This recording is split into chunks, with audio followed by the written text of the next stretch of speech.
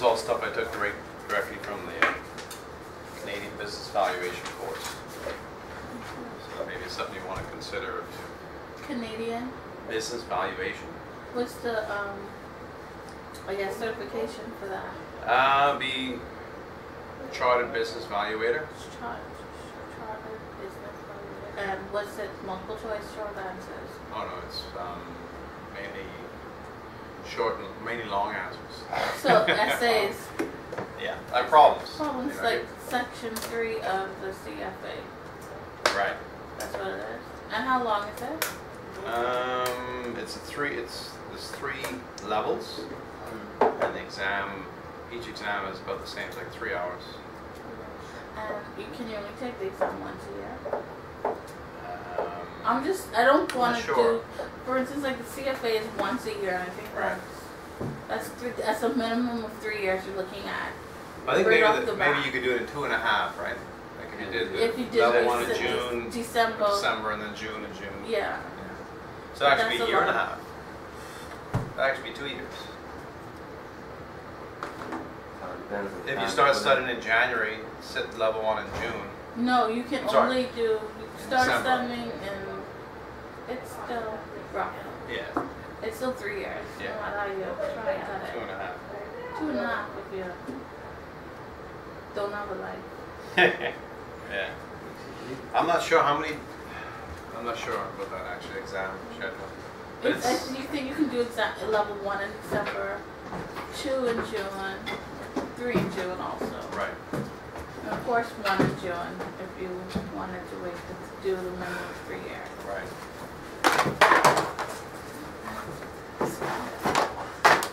I'm not looking for anything that's going to take a lot of time.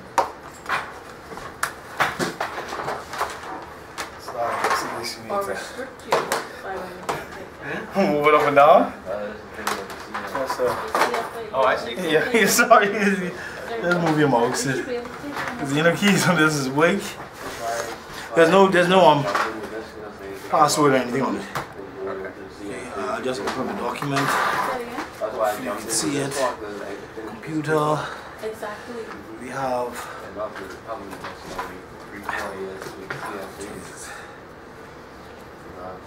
I was still even really considering if I wanted to go back to Canada or if I was to pick up my permits as well. And it's like the quickest way for me to do so is to also get the CFP. Because I already have a license in Canada, and I have for Canadian securities. So if I get, once I get the CFP, if I want to go back to the BBC. To transition. So you've done the Canadian Securities coursework? Have you? Series 7. Series 7. So we've got a mixture of exposure to the subject in the class. Yeah.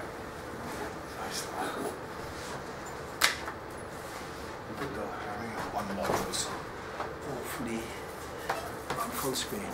I'm working on 63 right now. On the what? 63.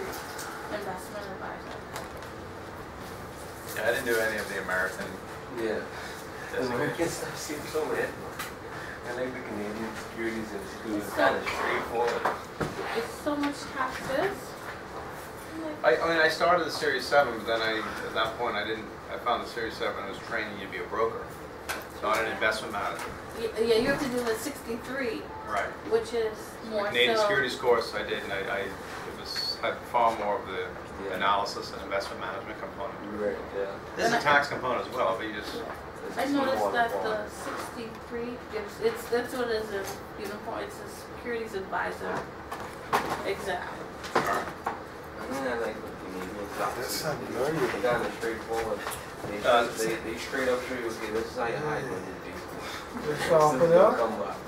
Who's this? With the Canadian tax system, yeah. Like it's kind of small, like most of the investment costs on life insurance, because it's quite simple. Please let me get this module. You want to save money, I think I put it in a life insurance plan, or I got to put it into this type of plan, and at the back end, you still have to pay the government. There's no way to deduct the government in Canada. Right. They ain't what you be government up there. Only way to deduct them is not live there. Pretty much. Be a non-resident Canadian.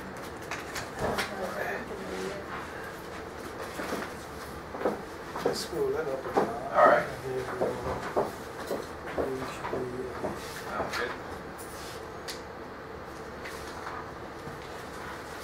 All right. yeah, okay, yeah.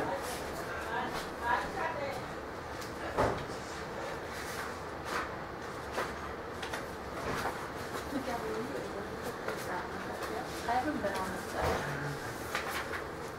You get a copy of some additional material. Oh, okay. No, I can send you the link. Okay. I can send you the link.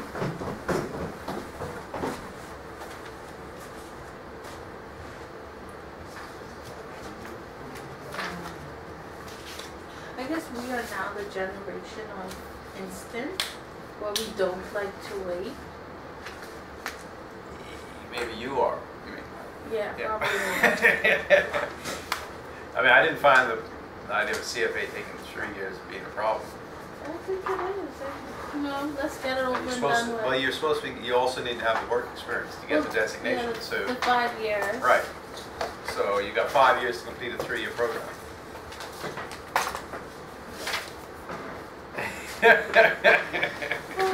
That's how I looked at it. That's how you looked at it. Yeah. I looked at it as, this is 3 years. What can I do in 3 years? And I mean, the only thing I like about it is that there are not a lot of people who have it. Like the CFA, sorry, like the CPA, where you can find them on every corner. yeah, The CFAs, you can find them maybe. yeah, there aren't many, and it's tougher. I think it's a tougher exam. And you know, I mean, you can enhance your salary just by passing level 1. You know, just by being a candidate gives you a little more clout when you go into a job, competitive environment for a job. If you got a level 1, that helps. Level 2, that helps. Once you got level 2, then they kind of think, oh, this is a done deal. This person, Yeah, they've invested. after a year, they'll have it. Yeah, hopefully. Yeah. So you got how many? Have you done levels? I haven't done any. We haven't started yet. No, I'm not. Still. One thing I can tell you is time flies. I know. So start now. Why not? And start now when you know, I mean, the older you get, the more distractions you have, the more difficult it is to put in the time. You know? I think the CFA is more so for people who want to make products, though. No, and also, you know, investment management, advisory. I mean, if you're going to be You could do the investment advisor. 63 also. yeah. I hate it. Also, I meant the CFA is I know, highly it's- in high demand within corporate finance areas as well. So quite a few people in corporate finance, you'll see they have a CPA or CA and the CFA.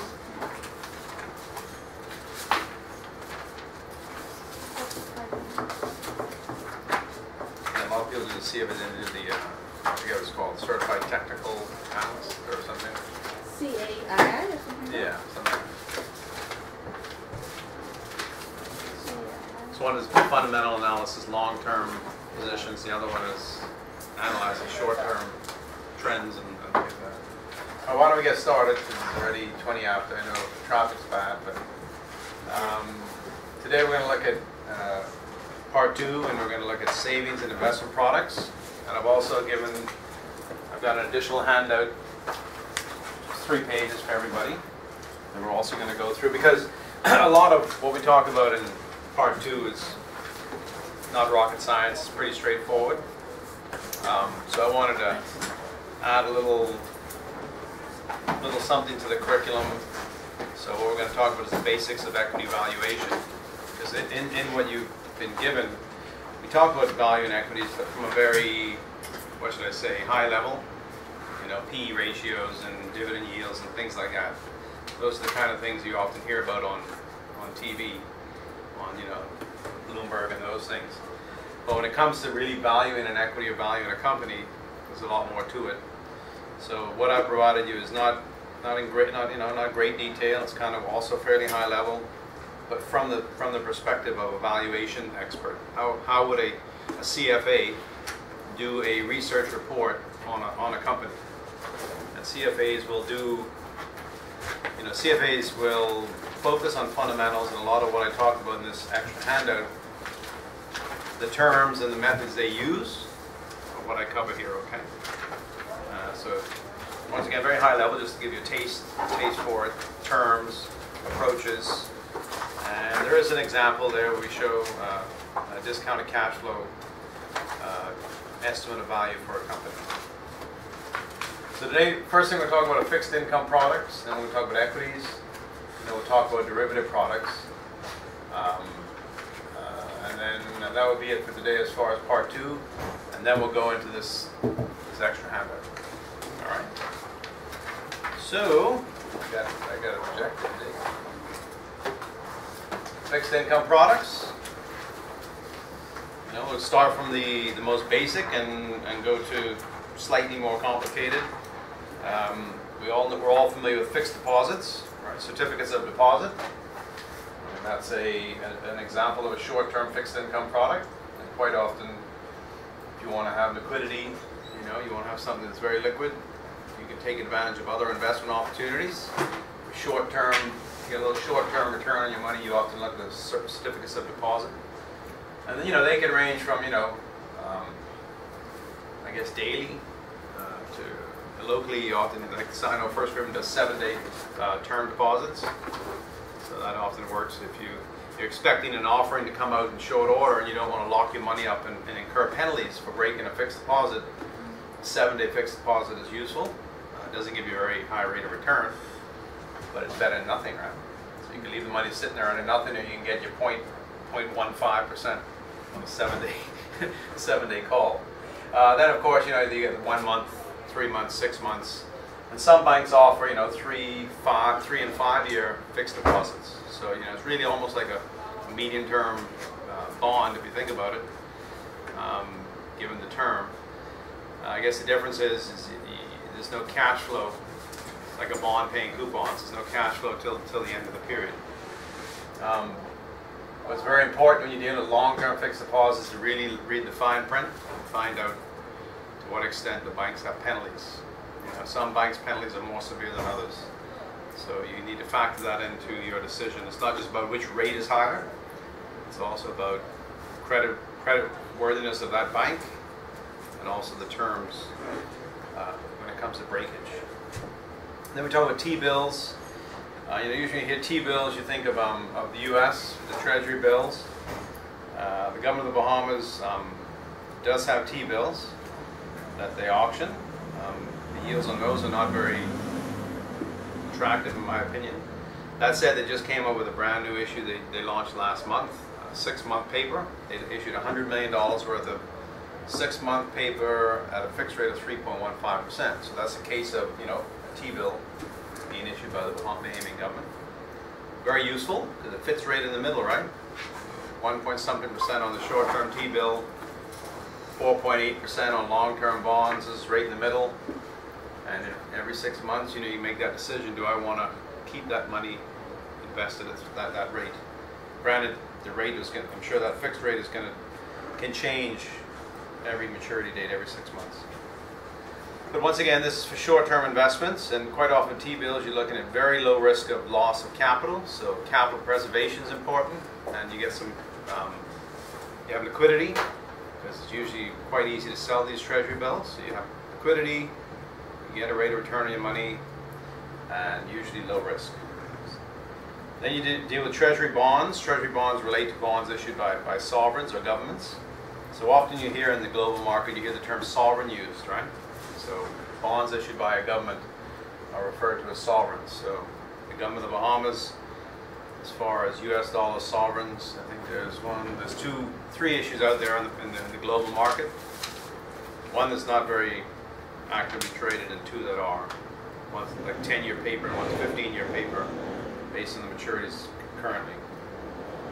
The U.S. government obviously has, I don't know, trillions of dollars worth of bonds issued to the market. And of course, other countries, you know, Canada, almost every country has bonds issued that are available. Usually, you know, they're in multi denominations of $1,000, okay? But when a bond is priced, it's not priced based on 1,000, it's based on a percent of 1,000. So in that example we did last week, where we were determining whether the value, the price of the bond would be below or above par. Remember that? A coupon at a certain rate, and if the discount rate we applied was greater than the coupon, then the bond would be trading at a discount. If the discount rate was lower than the coupon rate, then it would be traded at a premium. But a bond's price is quoted as a percent of par. So you'll hear, bond trading at 100, that's par, right? That's 100%. If it's trading at 105%, that's trading at a premium. If it's trading at 95, then that would be 95% or a discount. Okay. Corporate bonds are simply bonds issued by corporations. Do we have any of them in the Bahamas? We've got some. You've got bonds. Public Hospital Authority did a 6% fixed bond issue. Yeah. That was a bond, eh? Yep. Okay. So Grand Bahama Power Company did a bond issue, 7.25% fixed. After 3 years, rationally not right. COB. Do you think they're going to let that go beyond 3 years? I doubt it, right? They'll refinance it. So Grand Bahama Power Company did a bond issue. Public Hospital Authority did a bond issue. COB did a bond issue. You've got the Clifton Heritage. They did a bond issue. The bridge bonds. All right. Bridge bonds. I don't know who advised them on the rate. That was great when they did it. Guaranteed by the government, but at a 1.5% premium over what government bonds were yielding. Just giving money to the investor, But anyway, that's fine. The Arawak Port development. Are those prefs? Those are prefs. Those are prefs, okay. In the Bahamas, corporations really treat prefs like bonds. So quite often you have like KO Bahamas, they have prefs. Commonwealth Bank have prefs. Focal have prefs. Bank of the Bahamas has prefs. Who else? AML Foods has prefs. Yeah, they're calling those in. Yes, but reissuing the ones. Right. So they've gotten wise. They were at 7.25. 7.25, yeah. And now they're going to come back at 6. So you have a choice, right? So this is risk. This is called, what do you call this? Reinvestment risk? Where you thought you had this nice 7.25% return, but they have the right to recall them, and they're saying, if you want, you can simply convert them into the 6% paper. Given the options of what you can do with your money, most people, I think, are going to accept the 6%. That's what Commonwealth Bank did this year, too. Yeah. And with their prefs. Those came out. And Cable did it with their prefs, too. They came out at 5.75? 5.75 from 8%. So there's a lot in our local market. There are a lot of corporate bonds / preferred share issues out there, so there are some opportunities to get rates of return in excess of those bank deposits. So keep that in mind. And next, I talk about a municipal bond, and this would be in the U.S. where you have a debt security issued by a state or a municipality or a county. I think they provide in the U.S. they do provide some tax benefits. That said, you got to analyze each one carefully because you have had defaults in the U.S. on municipal bonds, and some municipalities or some states are riskier than others in the U.S. Right? I wouldn't be too eager to buy bonds issued by, say, the city of Detroit, but I would have no problem with bonds issued by Seattle or something, so bear that in mind. Next we talk about bond ratings, and for some of you this is old news, some of you it's not, it's probably new, but you have these credit rating agencies that Standard & Poor's, Fitch, and Moody's, and what they do is they, we used to think they were independent and they provided ratings of issues from an independent standpoint. Then we found out that may not be the case, seeing that the company being rated is who pays them to rate them. So there is a little bit of conflict of interest. But that said, the market still gives a lot of weight to what the credit rating agencies rate an issuer at. And Standard & Poor's and Fitch have a system where they simply go AAA, AA, single A, triple B, and they're all in caps, right? Double B, single B, and so on down to D. Whereas Moody's uses a slightly different method. A capital A with 2 small a's, that's their triple A. Then a capital A with 1 small a, capital A, and so on. And I think really you can think of investment grade as being any bond with a rating of triple B minus or above. Alright, so it's got to be triple B. Below triple B, junk. And quite often you'll see investment policy statements or guidelines where restriction is only allowed to invest in investment grade bonds. Can't sell and invest in junk bonds. And guess what happens? You know, your portfolio may have a position that's quote unquote investment grade, but they get downgraded. You got to sell.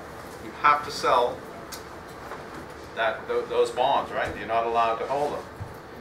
Whether or not that's actually in the best interest of the client, it's hard to say, right? Because initially you may have the market overreact and really hit the price of this bond, and also if other people like you as an investment manager are forced to sell, guess what? A bunch of people flood in the market with supply, the price is going to go down significantly, then it tends to bounce back a touch, right? So it's almost like you can't hold junk bonds, but once they get divided to junk, hold for a week and then sell. So that's the discussion on investment grade. And then the next page we talk about junk bonds. And you know, quite often you'll have, say, a bond fund where what they're telling you is really the weighted average yield, or sorry, the weighted average rating on our fund is A minus. And that may mean they have quite a bit of AAA and AA and single A, but that may also mean they have some double B, single B. All right? But when you look at the rating on a weighted basis, they're really an A minus rating. So quite often you can kind of fish in that junk bond area and perhaps find some value and some good returns for the client. And because of the diversification of the fund across many different bonds, you don't have the risk of just buying a junk bond, right? All right, the next thing we start talking about some of the key features of fixed income securities. As you can well imagine, you know, this is all very easily tested material, right? Mm-hmm. So term to maturity, that's the number of years over which the bond issuer has promised to meet the conditions of the contract. There's a typo there. All right. So term to maturity quite often is quite simply, it's a 20-year bond. We promise to make, we promise to make the following coupon payments over this period, and at the end of 20 years, we promise to pay your principal back. Okay. So the term in that case would be 20 years. Maturity date, the date on which the contract is terminated. Okay, so term to maturity is the number of years to maturity. Maturity date is the actual date. And a bond will state maturity date of the 14th of August 2014. And you know that at that date you'll stop seeing interest accrued to you, and you're going to get your last coupon payment and your principal back at that point. Par value, also known as face value or principal. This is the amount that the issuer of the bond promises to repay at the maturity date. So usually that's $1,000, as I mentioned before. Here in the Bahamas, government Bahamas registered stock is 100. All right, not 1,000. Anybody know the history why it is that, first of all, why it's called government? I don't know. I'm asking. Government Bahamas registered stock versus bonds, and why 100 and not 1,000? Okay, I need to research that, find out. Next, we talk about trade-in at a discount. That's when the bond's price is less than par value. We talked about that already. Trade-in at a premium, price is more than par. Coupon rate, and that's the interest that the issuer agrees to pay each year. You can have, we talked about variable and floating.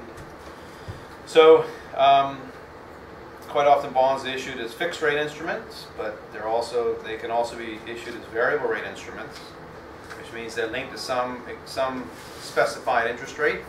here in the Bahamas traditionally has been linked to Bahamian prime. You know, and you can have bonds that are variable linked to just about any darn rate you can think of, right? It could be the, you know, in the U.S. it could be the prime rate or whatever prime rate.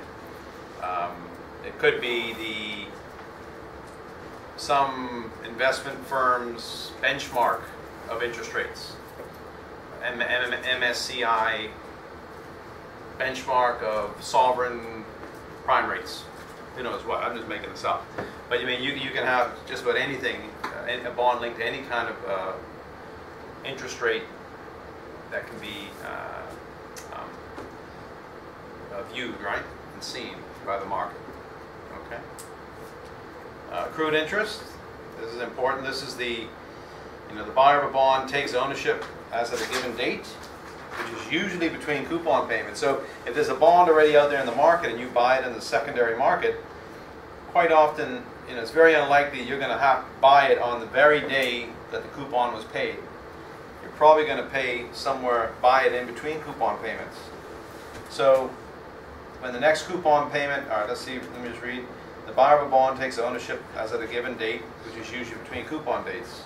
When the next coupon payment is made, the new bond owner gets the entire coupon, despite the seller having owned the bond for a portion of the period since the last coupon payment. Since the seller of the bond is owed the interest earned between the last payment date and the sale date, the buyer must pay the seller this accrued interest.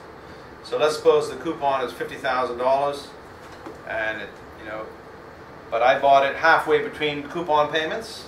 I would have to pay 25 or half of that 50 to the seller, because they own the bond up to that point, and that accrued interest that built up is theirs. So I have to pay them for it. Granted, 3 months later when I get the coupon payment, I'll get a full $50,000 coupon payment. It'll offset my 25, plus I'll get my 25,000 of accrued interest. Okay, and that has to be factored in if you're going to trade in bonds. You know, quite often you say, oh, the price of the bond is 105, and you say, well, I'd like to buy 10,000 bonds. Well, you know, you can do 10,000 times the price of 1,050, but you also have to factor in the accrued interest that is also owed. So you have to come up with that cash up front. And then, of course, there's any trading costs associated with it. Okay, so it's not. There's a few steps involved in determining the total amount that you're going to have to pay to acquire that bond position. Callable bond, a bond issue that allows the issuer of the bond to buy back the principal before maturity is called a callable bond. We talked about earlier the AML Foods pref share, right? And CLB is doing that. They're paying down the principal. Oh yeah, ahead of schedule. Ahead of schedule. Okay, so you know, I mean, most bonds have these features in them. Because, you know, if I'm an issuer and interest rates move in my favor, I would like to have the option to refinance, right, to reduce my interest expense. So just because, if you look at AML Foods, I mean, at one point they were paying 9%. Granted, they're a far riskier company than they are now. And then it went down to 7.25. Now it's down to 6. So if I'm looking at AML Foods as an equity investment, I'm suddenly saying, hey, their preferred dividend payments have now gone down a sizable amount, which means there's not much more left over for me as an equity player, as a common shareholder, for me to hopefully get an increased dividend. So I look at that as a positive from a common shareholder standpoint. If I'm a preferred shareholder, then I'm like, oh darn, you know, I'm getting less interest. All right. Some of the key risks of fixed income securities. Well, there's a lot of them, you know. Interest rate risk. So bond prices are inversely related to interest rates. So if interest rates go up, bond prices go down. If interest rates go down, bond prices go up. They move in opposite directions, okay? So if the interest rates increase, then the bond's price will decrease. So interest rate risk is the risk that interest rates go up. And if you do not have a variable rate bond where the coupon tracks the rise in interest rates, and you have a fixed rate bond, the value of your bond goes down. All right, so that's interest rate risk. Then there's call and prepayment risk. We talked about that earlier, right? That's the risk that the bond issuer will refund the principal in a low interest rate environment. So College of the Bahamas is paying down the principal faster than expected. So now I'm getting my money back sooner than expected. And guess what? I'm getting that money back in an interest rate environment where interest rates are lower. So when I get that principal back and I've got to reinvest it, I'm going to get a lower rate of return for the same level of risk that I had. So that's interest rate risk, okay? I'm sorry, that's reinvestment risk. Sorry, that's call and prepayment risk. And the fourth one is reinvestment risk, so they're kind of linked together. Call and prepayment risk is the risk that I get my principal back sooner than expected. The fourth one, reinvestment risk, is now I have to reinvest that principal in a low interest rate environment. The third one is yield curve risk. The yield curve can shift both in a parallel fashion or by rotating. The extent that either of these types of shifts, let me put on my glasses, let's see. The extent that either of these types of shifts can negatively impact a bond portfolio is called yield curve risk. Okay, sometimes here in the Bahamas, you know, we're kind of immune, but in the global world, you see the, I don't know if I include, I think I do. So I'm going to put on the board kind of shape of a normal yield curve, where a yield curve would normally look. Okay?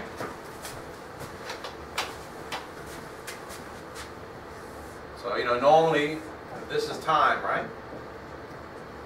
This is the yield, or this is time to maturity.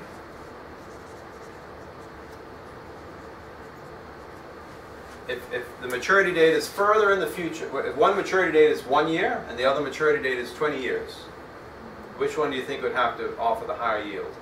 Long term. The long term or the short term?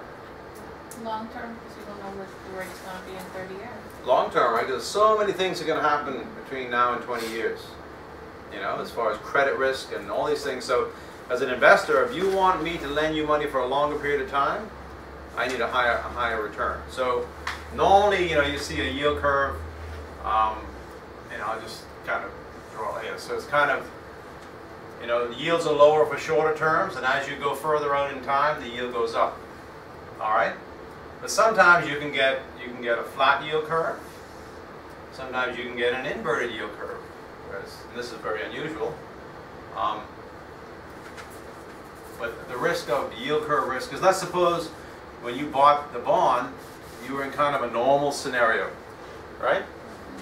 But lo and behold, I don't know, the Federal Reserve decides it's going to target the 10-year term. It's going to start buying back. It's going to start buying back the 10-year bonds that it's issued. All right.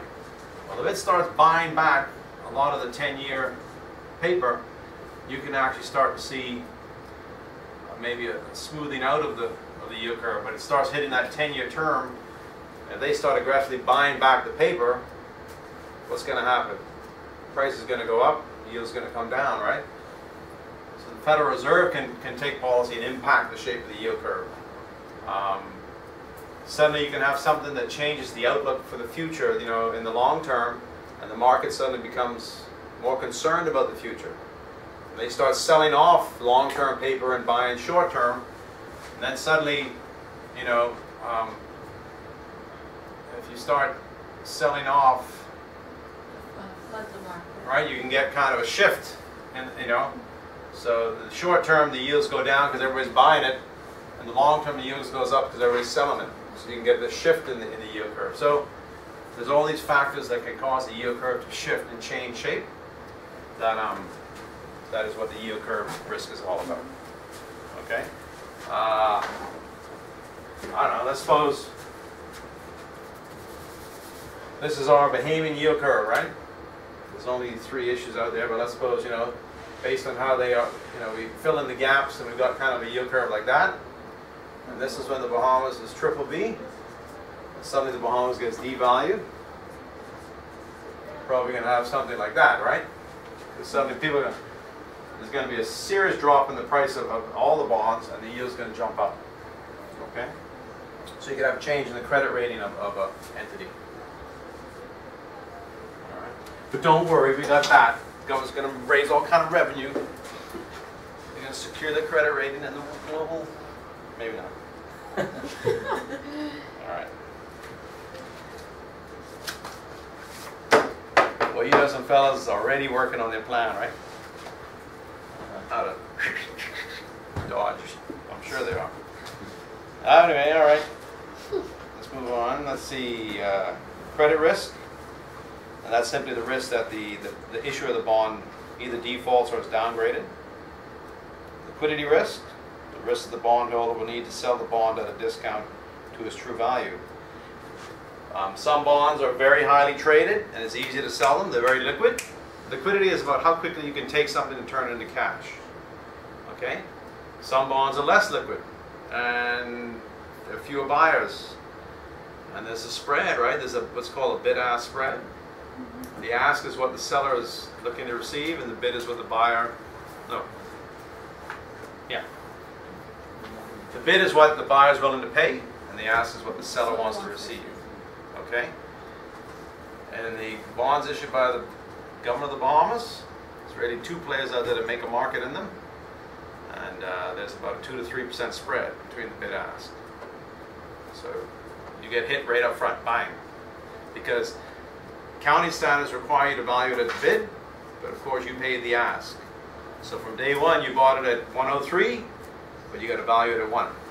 So you've lost 2 to 3% on day one. Okay? So. Who are the players in the? First Caribbean and Royal Bank. In the government, the Bahamian government bonds. the U.S. issues. The U.S. issues. And that's First Caribbean and Canada? I guess it's, what are they called? CIBC. CIBC Wood-Gundy or CIBC? Yeah, Wood-Gundy is the side. No, it's not a private government. We have the CIBC. one we have there is just the CIBC trust. Okay. This is Canada. Yeah. Canadian banks. I mean, you know, the government says, oh, I want to raise $300 million, and then the banks come up and say, we'll take it. And the government goes, that's easy. We don't have to worry about that. We just want our money. And then the banks now have this pool of bonds that they can now resell. So I guarantee you they made a ton of money selling bonds into the secondary market. And then they're the only guys doing the trading, right? Mm-hmm. So, yeah, the Canadian banks I think have done well with those bonds. To give you an idea, I mean, for example, 10-year paper, Bahamian 10-year paper, US dollar. Bahamian 10-year paper issued in US dollars is yielding 5.5%. Whereas the B dollar equivalent, you're going to get 4.8 or even less than that, really. So there's that positive spread, right? So in other words, the global market is saying, no, we're not willing to pay that price, which equates to a 4.8% yield. We need a lower price that equates to a 4.5% yield. So the B dollar paper isn't really paying high enough yield. If you look at it from from the lenses of the global investor. Okay. Well, we're kind of stuck, right? We're in a closed system, so we don't have a lot of options. So we just got to accept it. Exchange rate risk. This is when you invest in bonds issued in another currency. So if your main currency is US dollars, but you bought euro bonds, in addition to these other risks, you're also subject to variations in the exchange rate between euro and dollars. Okay. Then inflation or purchasing power risk. Well, inflation erodes value of the purchasing power, right, of a given dollar, right? So if you got a bond that's got a fixed rate of return of 5%, but inflation has now gone from 1% to 2%, your real rate of return, which is the 5% minus inflation, is decreased from 4%, right? 5 minus 1, and now it's 5 minus 2. So now your real rate of return is 3%. And you can even have it like where your real rate of return is negative. And I bet you in a lot of issues in the U.S. that's the way. I think, and I stand to be corrected, I believe U.S. inflation probably is outstripping the yield on one-year paper. I don't know offhand, but it'd be pretty close to getting zero real rate of return, if not a negative rate of return. All right, Japan would be that way, I would think. So you're actually paying like, you know, a fixed deposit that's giving you under 1%, but inflation is over 1%. You're actually paying the bank to hold your money. Really. All right? And the ECB on the euros, it's basically negative right now to do negative deposits, and Swissies have been negative for like about a year, or almost 2 years. So a negative deposit rate. Negative deposit rates. Yeah. Swiss dollars and euro dollars. Well, euro up to 6 months, they're giving negative rates right now. So how would that be that you got non-Swiss franc investors that are hoping that Swiss franc appreciation more than offsets the negative rate of return? It must be. Why would you?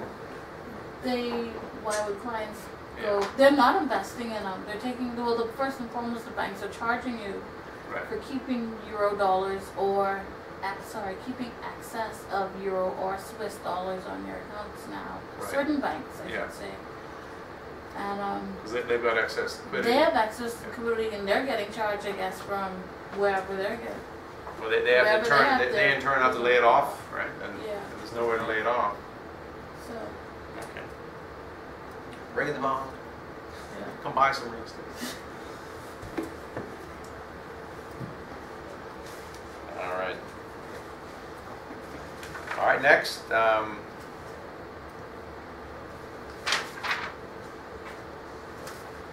The last risk is event risk. September 11th. Atlantis burns down. Category 5 hurricane hits New Providence.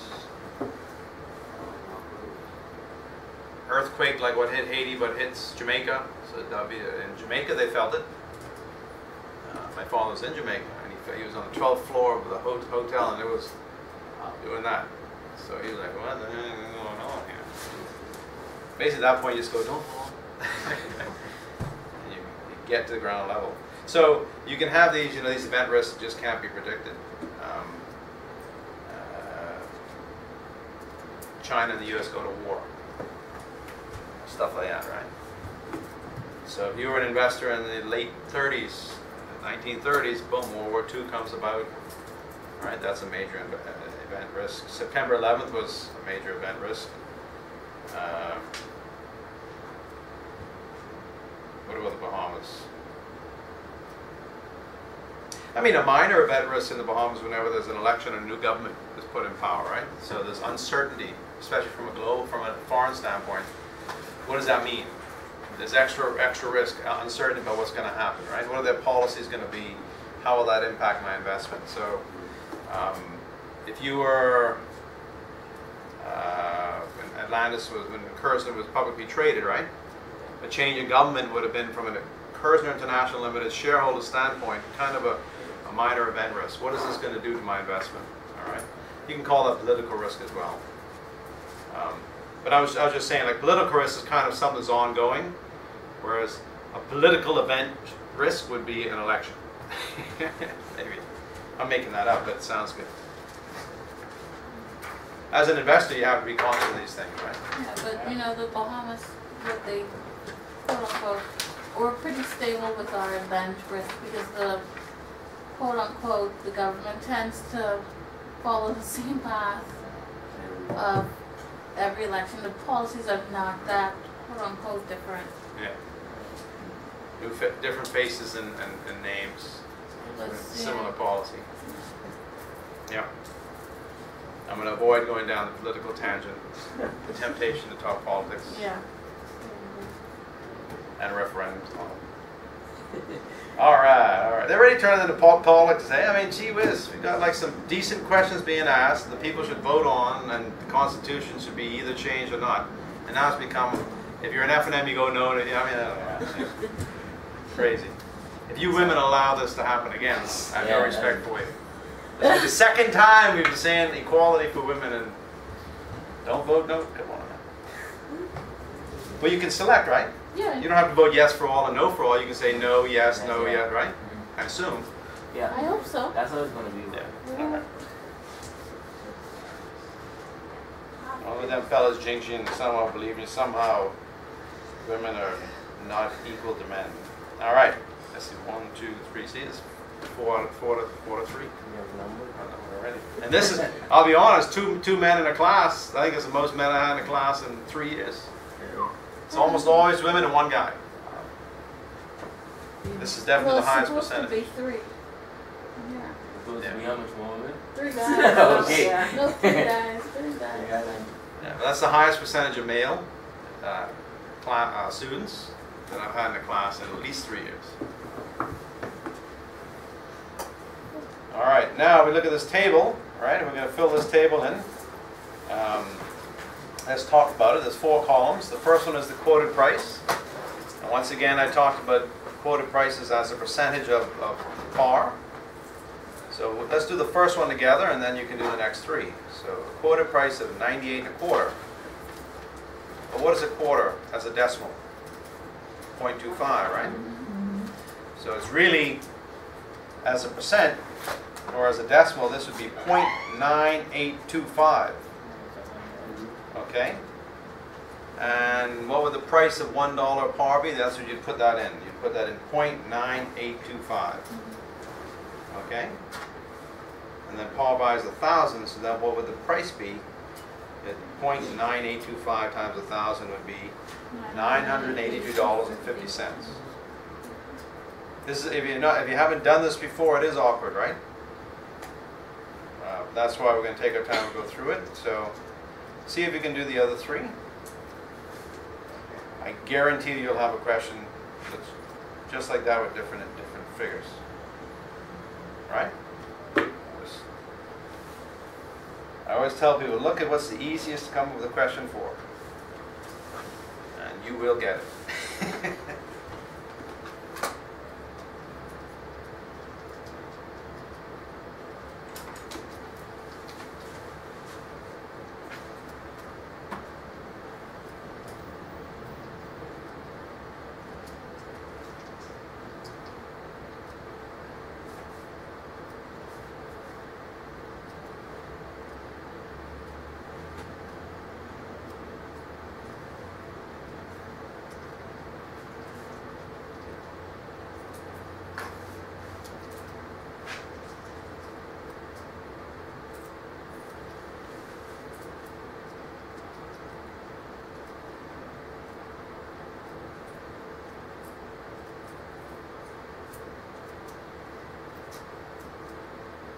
Are we supposed to be doing the first and second column, or just the?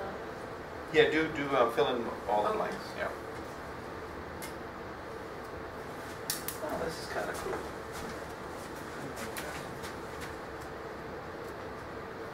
It's like a whiteboard.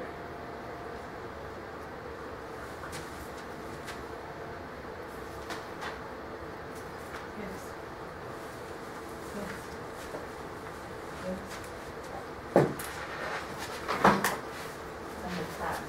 Go ahead.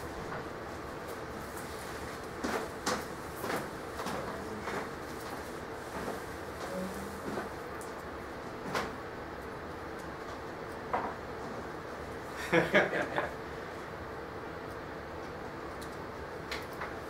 I'll start filling in the other ones.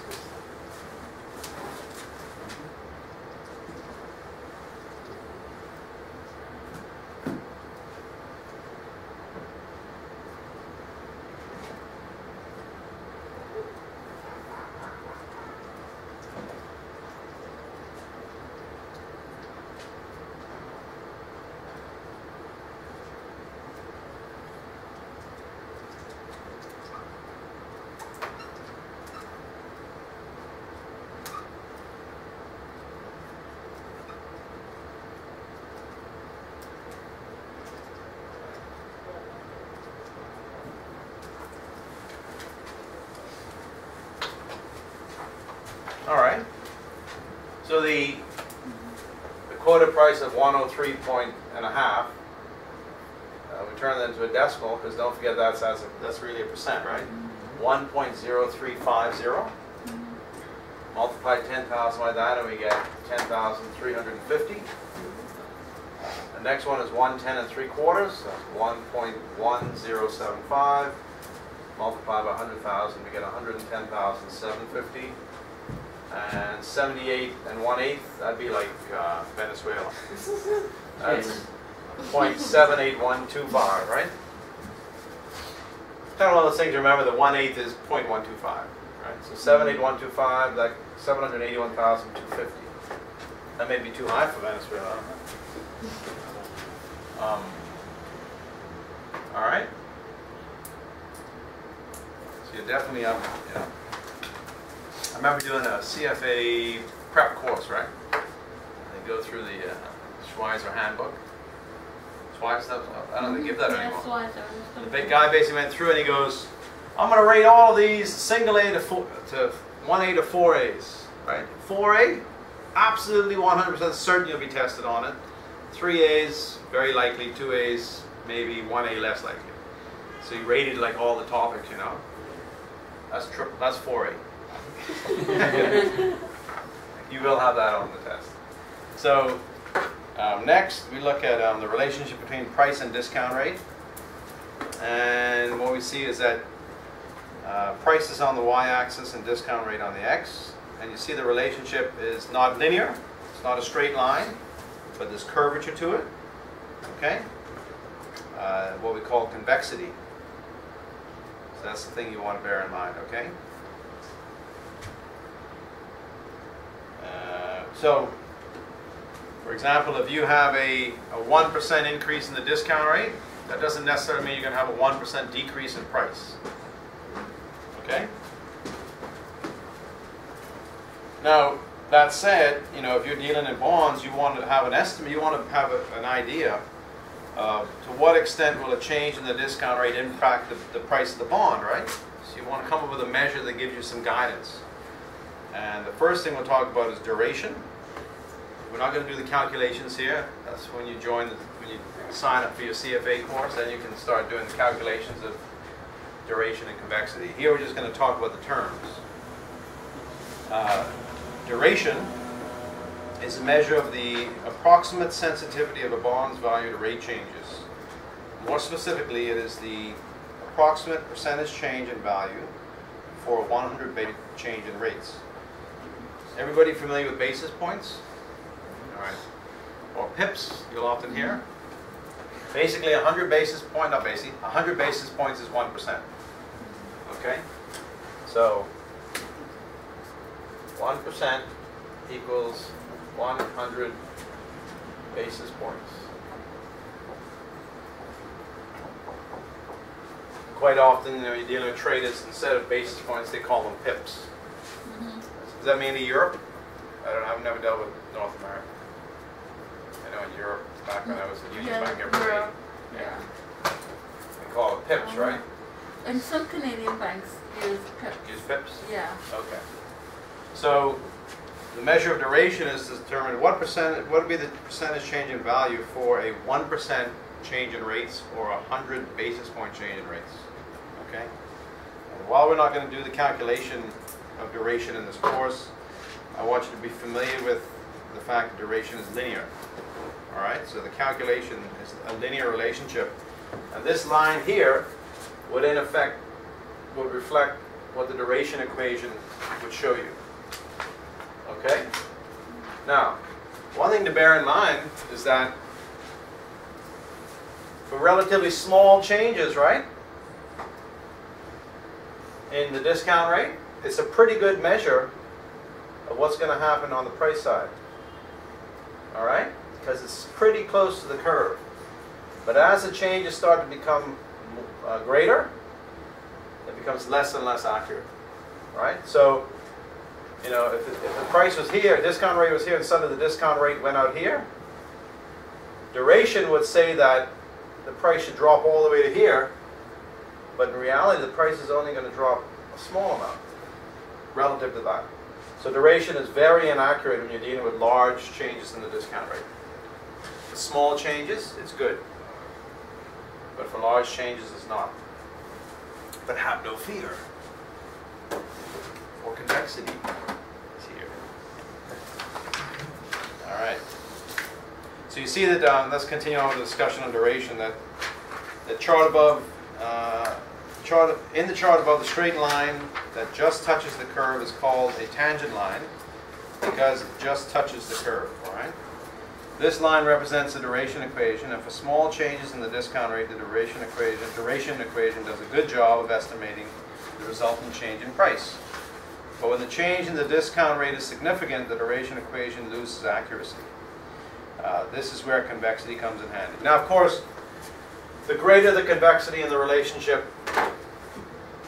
the less accurate duration is, right? But if this relationship is not nearly as severe, and I did this really just to bring home the point, right? Let's suppose that the relationship is more like that, just slightly convex. Then, of course, duration would be a good measure for a lot more of change in discount rate, okay? All right? But, so just bear that in mind, okay? Sorry, did you say that duration is very unpredictable for long term? Did you say that? I don't know. Well, It's less predictable, is that what you said? but the larger the change in the discount rate, the less predictable it is. Okay. But of course, the longer the time frame you're trying to estimate, the greater the risk of large changes in the discount rate. So you make a good point, right? You know, it's probably small changes in the discount rate, but not over long periods of time. And it's one of these things you'd have to be updated on a regular basis, right? Because the duration of the bond is constantly changing, right? And therefore the duration of the bond portfolio is changing. So if you're trying to estimate risk, doing some mitigating of risk, you'd have to be updating these calculations on a regular basis. Weekly, monthly, it would depend on what the policy is, right? Now we look at convexity. I'm just going to erase this. Convexity is another calculation, but the convexity measure adjusts the duration of calculation upward when the discount rate declines, and downward when the discount rate, and that's reversed. Upward, no. The convexity measure, what it does, it converts the duration equation from linear into curvilinear. And its objective is to try and have the duration equation fit the curve more closely. So what does that mean? When discount rates are declining, the convexity will actually push up the duration equation. But when they're increasing, it also pushes up the duration equation. So I think the word in the text I talked about downward when discount rates increase, that should be upward. At no point is the convexity pushing the duration down, right? In both cases, it's pushing it up and to the right. And that's the parentheses that you have in between, is that what? Well, these parentheses really show you how inaccurate duration becomes when you deal with a large change, right? But what convexity will do, convexity will try to make that duration equation fit closer to the actual curve, and therefore reduce that error. Okay? So convexity takes this linear duration equation and makes it curvilinear, makes it nonlinear.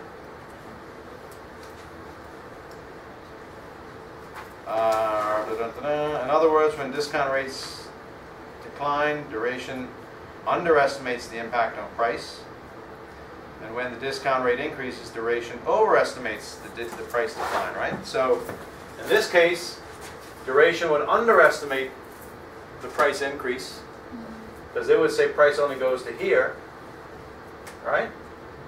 But lo and behold, no, price goes to here.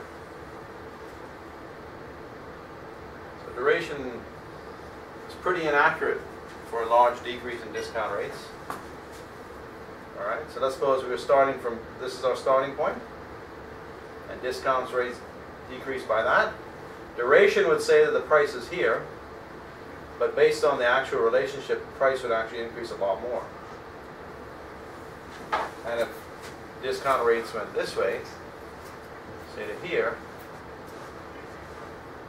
price would actually go down to here, right? But duration would say the price is going to drop a lot more. So duration would overstate the price decrease when discount rates go up, and duration will understate the price increase when discount rates go down. And convexity is about reducing that error. Taking that linear duration equation and curving it, right? Making it nonlinear, so it provides a better estimate of the impact on price when discount rates change. Once again, you just need to know the definitions. You don't. There's no calculations, no formulas. Okay. All right. A little kind of a revisit of what we did last week. Looking at the principles of value in a bond. Okay. And we got some present value cash flows here, and then summing them up. So let's see. The present value of a bond is based on taking all of the future cash flows of the bond and discounting these cash flows at a given discount rate or interest rate. Really, it should just be at a. I just put in there so you realize it's really a discount rate is not an interest rate. A discount rate is something that has to be calculated, and we'll go through that in this handout later. Okay, whether it's a cost of equity or weighted average cost of capital or some other discount rate that has inputs that go into it. Okay, so our example here is that let's assume that we have a bond that matures in 5 years and pays a coupon annually, so not semi-annually, but just annually. Also, the bond's coupon is 10% and the discount rate is 9%. Question: what is the present value of the bond? Before we do any calculations, coupon's 10, discount rate's 9. Is this trading at a premium? Now, if you know the answer, don't answer. Is it trading at a premium or discount? Like, if you know it immediately, in other words. I don't want you to not know an answer. Coupon's 10, but we're discounting at 9. We're discounting by less than we're earning. You want an answer now? No, I want you to hold off. Okay.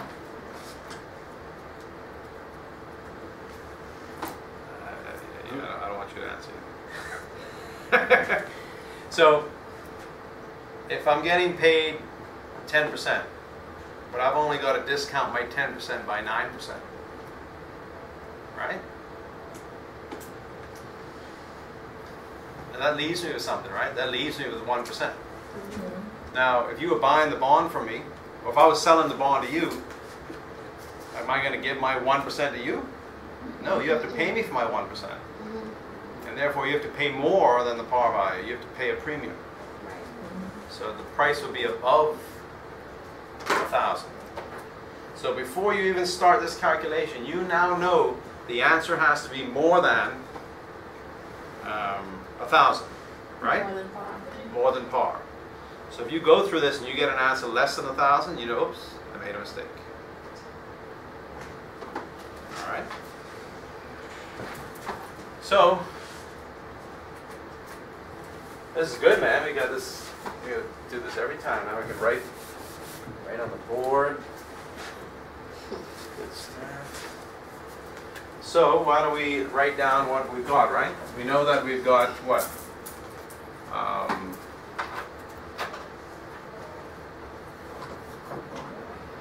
Coupon is 10%, but what is that going to be as far as dollar amount? $100, right? Because it's 10% on 1,000, and then the discount rate is 9%. And the T will vary, right? 1 year, 2 year, 3 year, 4 year, 5 year. Now,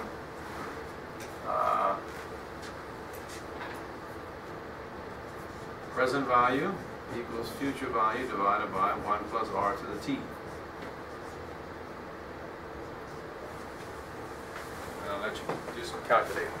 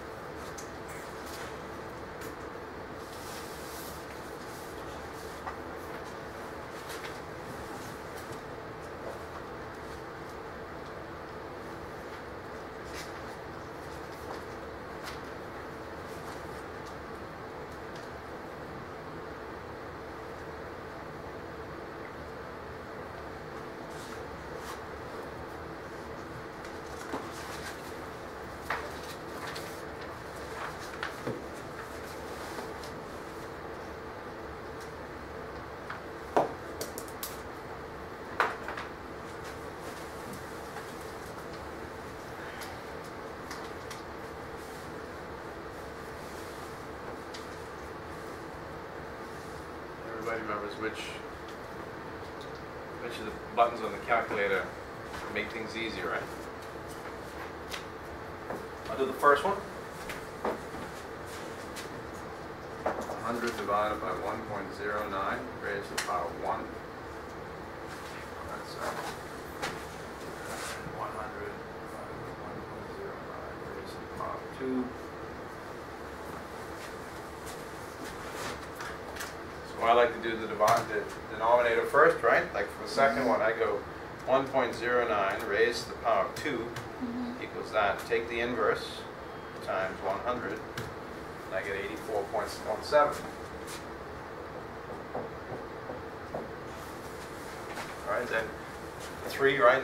It's just, it cuts out a step and a need to write down a number. All right, if you did the 1.09 raised to the power 2 and got a number, then wrote that down, then you have to take 100 divided by that number. You've got extra step and additional risk of an error. This one was 7.4. Yeah. So needless to say, this is going to get less and less each year, right? You divide into the power 3, the power 4. All right. Of course, in year 5, you're not getting $100, you're getting $1,100. You're getting your $1,000 back.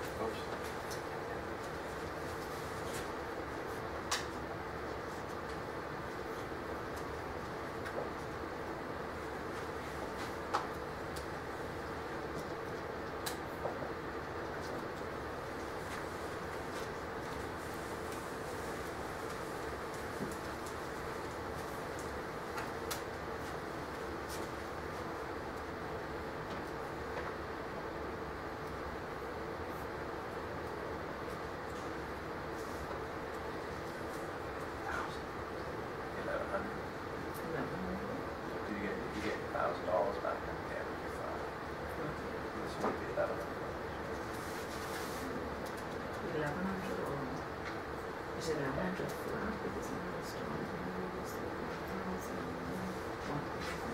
You get your coupon plus your bond. Okay. 7.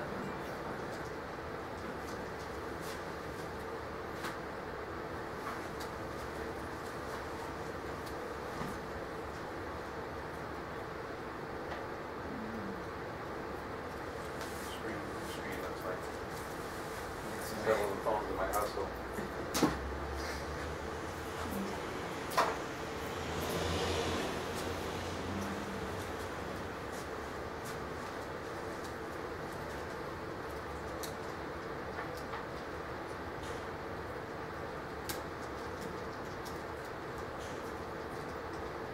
That's right. It's not until you do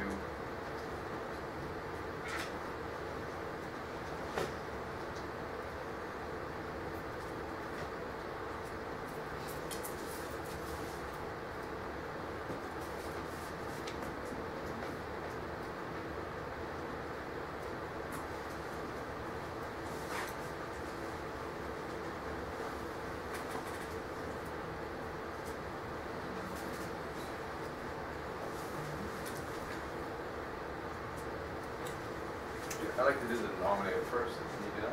Yeah. 1.09 raised to the power 3.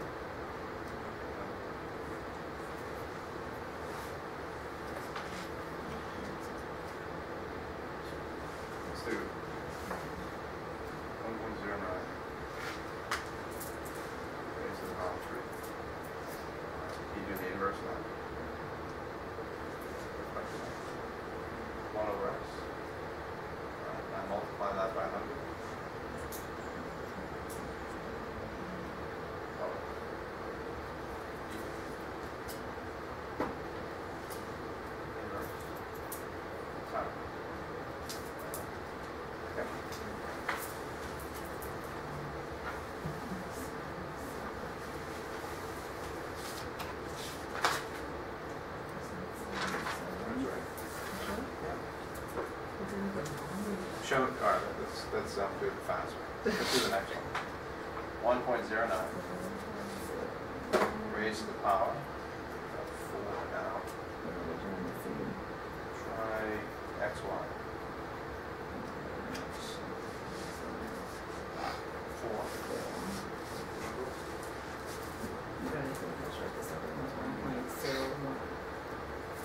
When he did it to 3. That's not right. Let me show you what I did with this one here. I did 1.9.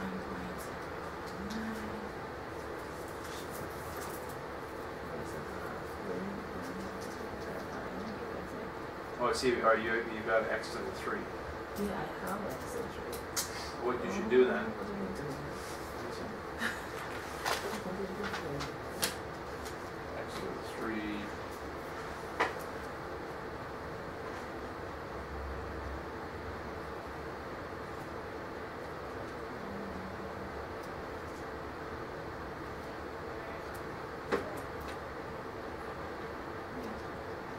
What I do is you do 1.09.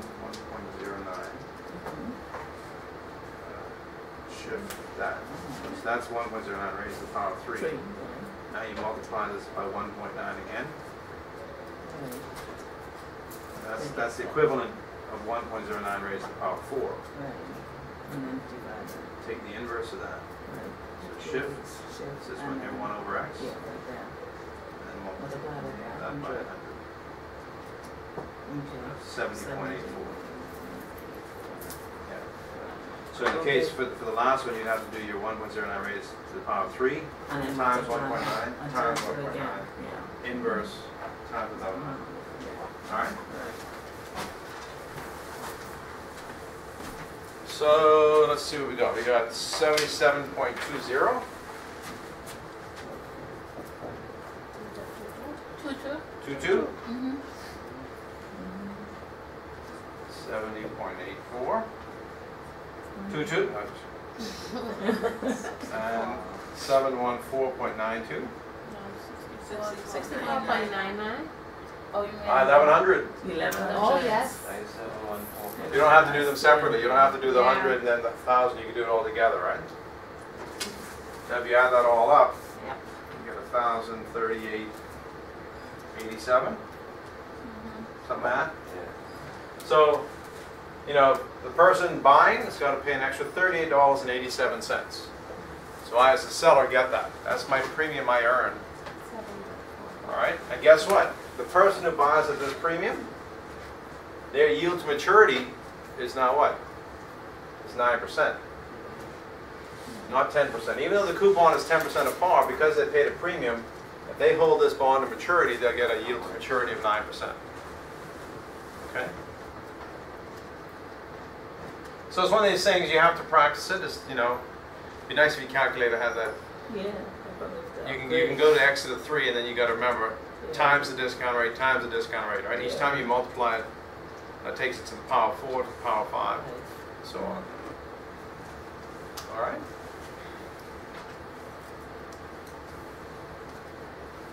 So you see we did this bond calculation today. We did it last week. 4 A's.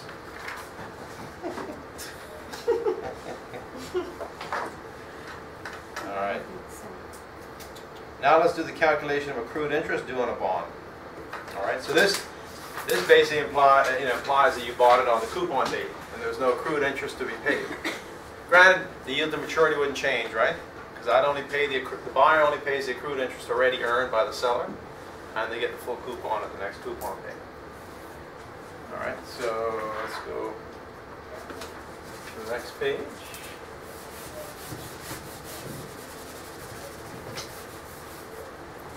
And now we're going to estimate. We're going to estimate the accrued interest. So in calculating the accrued interest on a bond, the first step is to determine how many days have passed since the last coupon payment. The second step is to determine how many days there are between coupon payments. The industry convention is to assume each month has 30 days and a year is 360 days. That's not the Bahamas. In the Bahamas we use exact days. Okay, 365 days, 3 years, and 366 days every leap year, right? But the rest of the world uses this nice, almost like a metric approach. 30 days, 360 days. Okay? But then in the example, I think we actually do the April. Yeah, in the example, we use the International Convention. Yeah. So, for example, if the last coupon was paid on March 5th, that says day 64. So if you start from January 1st, January 1st is day 1. March 5th is day 64. All right? So you had 31 days, 28 days, that's what, 59 plus 5, 64 days. All right? And the bond is being purchased on June 10th, which is day 161. Then the number of days that have passed since the last coupon payment would be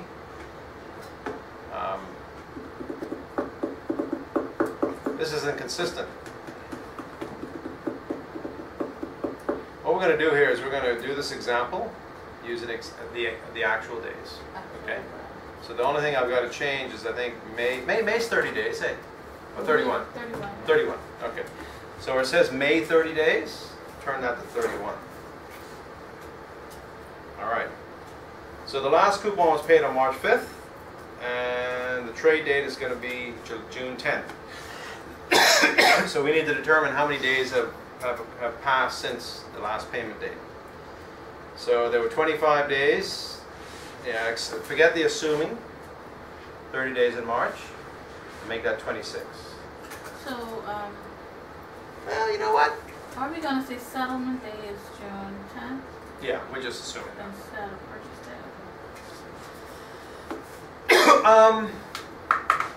But I mean, the accrued interest is, I think I don't have to pay on settlement date, do I? I have to pay on transaction date. Just so happens you don't get your money for a couple extra days, Yeah. right? For settlement purposes. Yeah, that's true. But You're right. you know You're what? right.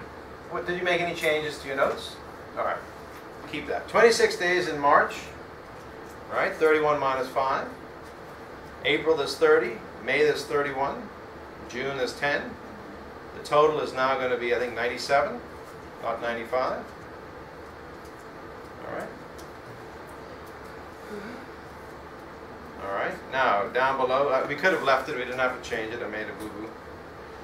But we've done it already. We're using the actual. What the heck?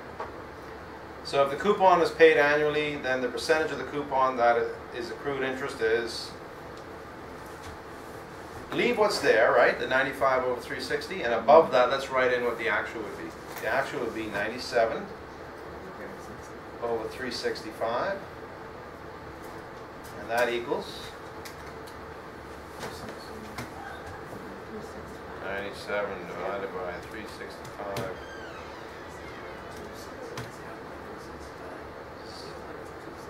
0.2658 is what you got?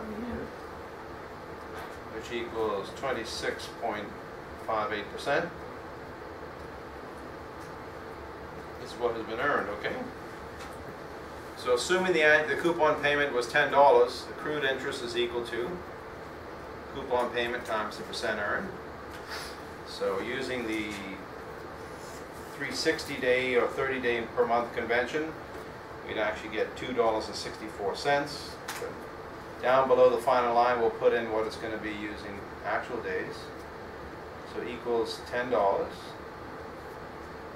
times 26.58%, which equals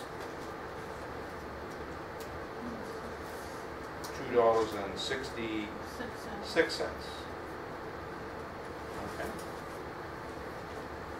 So when I buy this bond, I've got to pay the price of the bond, you know, plus the accrued interest of $2.66. All right. But not to fear, because in basically three quarters of a year later, I'm going to get the full $10, which covers my $2.66. So there's two approaches: actual versus the 360-day convention. And I I guess it depends on which kind of instruments you're working on in your workplace, right? Your clients are primarily Bahamian government bonds, and you need the actual. If they're foreign investors, you use the 360. So for our exam, is it going to be more for London? I guess this is the UK exam. Is it going to be more 360 or actual over actual? I think 360. 360? Because the notes were actually correct. That was an error in saying we needed to correct them. And they're using the class notes to come up with the questions. Okay. So go with 360. All right, use the 360 approach in determining when preparing for your accrued interest. Being able to calculate accrued interest.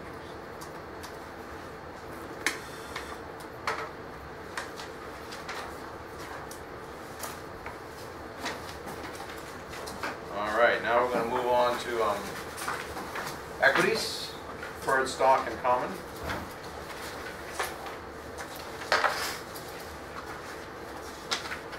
I think we're doing good. Okay. Preferred stock. Preferred stock is a class of ownership in a corporation that has a higher claim on the assets and earnings than common stock. Preferred stock generally has a dividend that must be paid out before dividends to common shareholders, and the shares usually do not have voting rights. So let's talk about what that means. So the first thing I said was they have a higher claim on assets. So if a company is liquidated and the assets are sold, first people to get paid will be the senior debt holders, so usually banks, bond holders. If there's anything left over, then the preferred shareholders. And then if there's anything left over, then the common shareholders. So the common shareholders are second to the preferred shareholders when it comes to a payout in a liquidation. Okay? Also, they're almost always the preferred shareholder gets paid their dividend first. And if anything's left over, then the common shareholder gets paid. Okay? So that's the upside of preferred shares. The downside is that you usually have no voting rights. So you have no say in the company. Now, in most cases, having voting rights really doesn't say a heck of a lot, except the fact you can go to the AGM and raise hell, right, as a shareholder, which people really don't do in the Bahamas. You just go to the AGM and sit back and say thank you. Nice wine. Have some nice wine. When I first became a broker, I actually went into these AGMs and started asking questions, and the people were in shock. Questions? Yeah, I got a question. Okay. And the next year, they all knew me by name, and they're like, "Oh, I see Mr. Slatters out there. We're ready for you." You know, they were actually ready for questions. And guess what? One person asked a question, then suddenly we had 5 and 10 questions being asked. All right. So, and now it's kind of gone back to the reverse, where nobody's asking questions. They're just kind of sitting back. But if you own a share, you have the right to ask questions, right? And get and don't let them close the meeting before you ask your question. That's what they try to do, I find, locally now. All right, the AGM is now closed, but we'll open up the floor for any questions. Now you ask a question, it's not minuted. There's no evidence of the question. When they talk, if there's a question on the financial statements, when they're talking about the financial statements, and we'd like to have a motion for the financial, nope, sorry. No, I've got a question. We're going to deal with it now. We're not going to deal with it when you shut the meeting over, because I got a question I want in the minutes. Please explain the following. All right, so that's the benefit of having ownership. Sometimes preferred shareholders have in their preferred stock a clause if there's default or the risk of default, then the preferred shareholders have the right to put a member on the board. So AML Foods back in the day, that happened, right? When they basically were going to go, they could not meet their obligations on their preferred shares. This had been back in early 2000s. And they had to basically ask preferred shareholders to restructure, defer some payments, and in return the preferred shareholders agreed, but we want to put so-and-so on the board. So you do have some leverage. How did that happen? Because they went from being a food store to being a, I don't know what the heck they thought they were. They thought they were a, I don't know, what do you call them? like a BlackRock or those kind of a private equity firm. They went, oh, we're going to acquire this company and we're going to acquire that company, and why are you doing that? Oh, because of synergies. Like, we import flour to sell to the food store, let's buy Domino's. They use flour to make pizza. Okay. I'm sure Domino's. Speaking of Domino's. Domino's has a, yeah. And then they bought Bellevue Business Depot, right? And they had United Bookshop, and they started buying all these things. And next thing you know, what was a food store in Abaco had no food store in Abaco, but was some other thing in Nassau. It completely. Then they spent a lot of money. The Sabusas brothers made a lot of money when they sold Domino's to Abaco markets. And now they own Carl's Jr. AML Foods now. Yeah, but the Sabusas brothers own Wendy's now. So they've leveraged their Domino's into Wendy's. So I guess what I'm saying is that you do have examples in the Bahamas where the preferred shareholder went from just a preferred shareholder to now having some leverage over who was going to be on the board and having a say, right, on how the company was managed. And for a couple of years there, they were meeting with the preferred shareholders on a regular basis. I remember, what was his name, David Thurlow, I think was the guy who was brought in to right the ship. And he basically spent 2 to 3 years just selling stuff because they needed cash flow. And he was just cleaning up the balance sheet. Selling this asset, paying Royal Bank. Selling that asset, paying Royal Bank. Because Royal Bank also had the right to claim, right? They could have actually had the right to take over and sell the assets, but they didn't want to do that because that wasn't their. They wanted to remain doing what banks do. They want to be lenders to make interest income. So they did not put. They stayed in the background and let Abaco Markets try to sort itself out, which it did, and we see that they're doing rather well, right? Has anybody gone to Carl Jr.'s? I haven't gone yet. Is it good? In my opinion, it's like Burger King. I'm not a Burger King fan. Yeah. That first month, that was crazy, eh? Yeah. Jeez. Traffic for days. Wow. Even in the morning, nowadays, it's because I don't work too Especially often. when people they skill whatever, anything new. And I heard the burgers are huge. I have no idea. Yeah, I saw people work on them today. So How much no, for it that? is $10? big. Some? Yes, so his burgers like this big. I'm like, I are you don't gonna know. eat all of Depends that? how much money you buy, I guess. It's like Yeah, They're like what, $10, I right? judge it based $7, on, $7, like, $8. a single. Burger and fries. Yeah, you buy your standard, right? Yeah, if you get the standard, and the standard ain't too big, all they're really doing is just flocking on more and more and more. You really don't want at the end of the day. I've been trying to stay away from fast food anyways. Yeah, that don't make sense. I like going to Solomon's too. Solomon's. So almost was blocked up. You couldn't even find parking. I mean, The what do they call it? line Fresh to Mart? Oh yeah, Fresh that's Oh, Because you got stuff that you can buy is less than super value. some stuff. Some things. Some Milk, cheese. jasmine rice. The Charleston rice is low. Some. I don't even look at them. I don't even look at that grocery. But they say super value prices just gone up, gone too long. I don't Yeah. shop at Super A lot of their Value. activity, a lot of stuff is more expensive than super value. Yeah, my so wife can't. My wife, I gotta get my stamps. I said, all right. My mom, she keeps those stamps, and she gave me like $10 in stamps one day. I'm like, what? Christmas time, my wife pulls. You know how much money that is? Christmas time, my wife will have $400 worth of stamps. Wow. Yeah. So That's Christmas for shopping is covered in the stamps. turkey straight. Right. And I say that makes you feel good when you did it, but guess what? You paid for that the That's whole way right. along, right? It's not as if you, it's like an ASU, right? And all the work of licking the stamps. Come on. So you use glue. Glue. Yeah, I mean, you get water, sugar, glue, or They don't stick no more. that's true. You get that little glue stick, right? Yeah. Yeah. I got a question. This is going on a tangent. There's a guy who's a hacker, right? He comes around the food store super value. He's got a little hat on. He's basically looking to get taxi fares, but he doesn't have a taxi plate. Anybody know who that is? They've been doing that for years. No, I think of one guy in particular. He's a little green Fiat, a tiny car with the Haman flag stuck in it. Which It'd be one super particular value place, or I is knew this? it. I've Which seen it super super value? value and sometimes by He's looking for tourist fares. He and I had a run-in. I trying to find his name.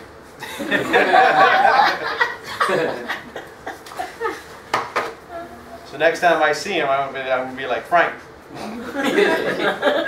You're scared. All right. Where we are. All right. We're talking about preferred shares. So quite often, preferred shares have provisions whereby in certain preset conditions or not certain preset conditions are not met, and certain steps can be taken to better protect the preferred shareholder's interests. For example, a preferred shareholder can pick a member of the board of directors. I'm trying to remember who we picked. Some preferred stock are perpetual, which means they have no maturity date, while others have a maturity date. So that's something to bear in mind, right? A lot of the issues locally have been these perpetual prefs. And guess what that means? If the dividend is cumulative and it's perpetual, they can have a default. They do not have to pay. Granted, it builds up on the balance sheet as a liability, so they don't get to hide from it. Obviously, they'll never be able to come back to the market and raise financing again, so there's negatives. But you can actually force their hand by virtue of them being in default. Okay? Whereas if they're not cumulative, or quite often you'll see that they'll state that they cannot miss more than 2 consecutive payments. So there's some definition of what default is. So bear that in mind when you're investing. All right? A fixed rate perpetual preferred stock issue is an example of a fixed rate perpetual preferred stock issue is an example of a perpetuity. The issuer of the preferred stock promises to pay a fixed amount every period, usually quarterly or semi-annually, forever. All right?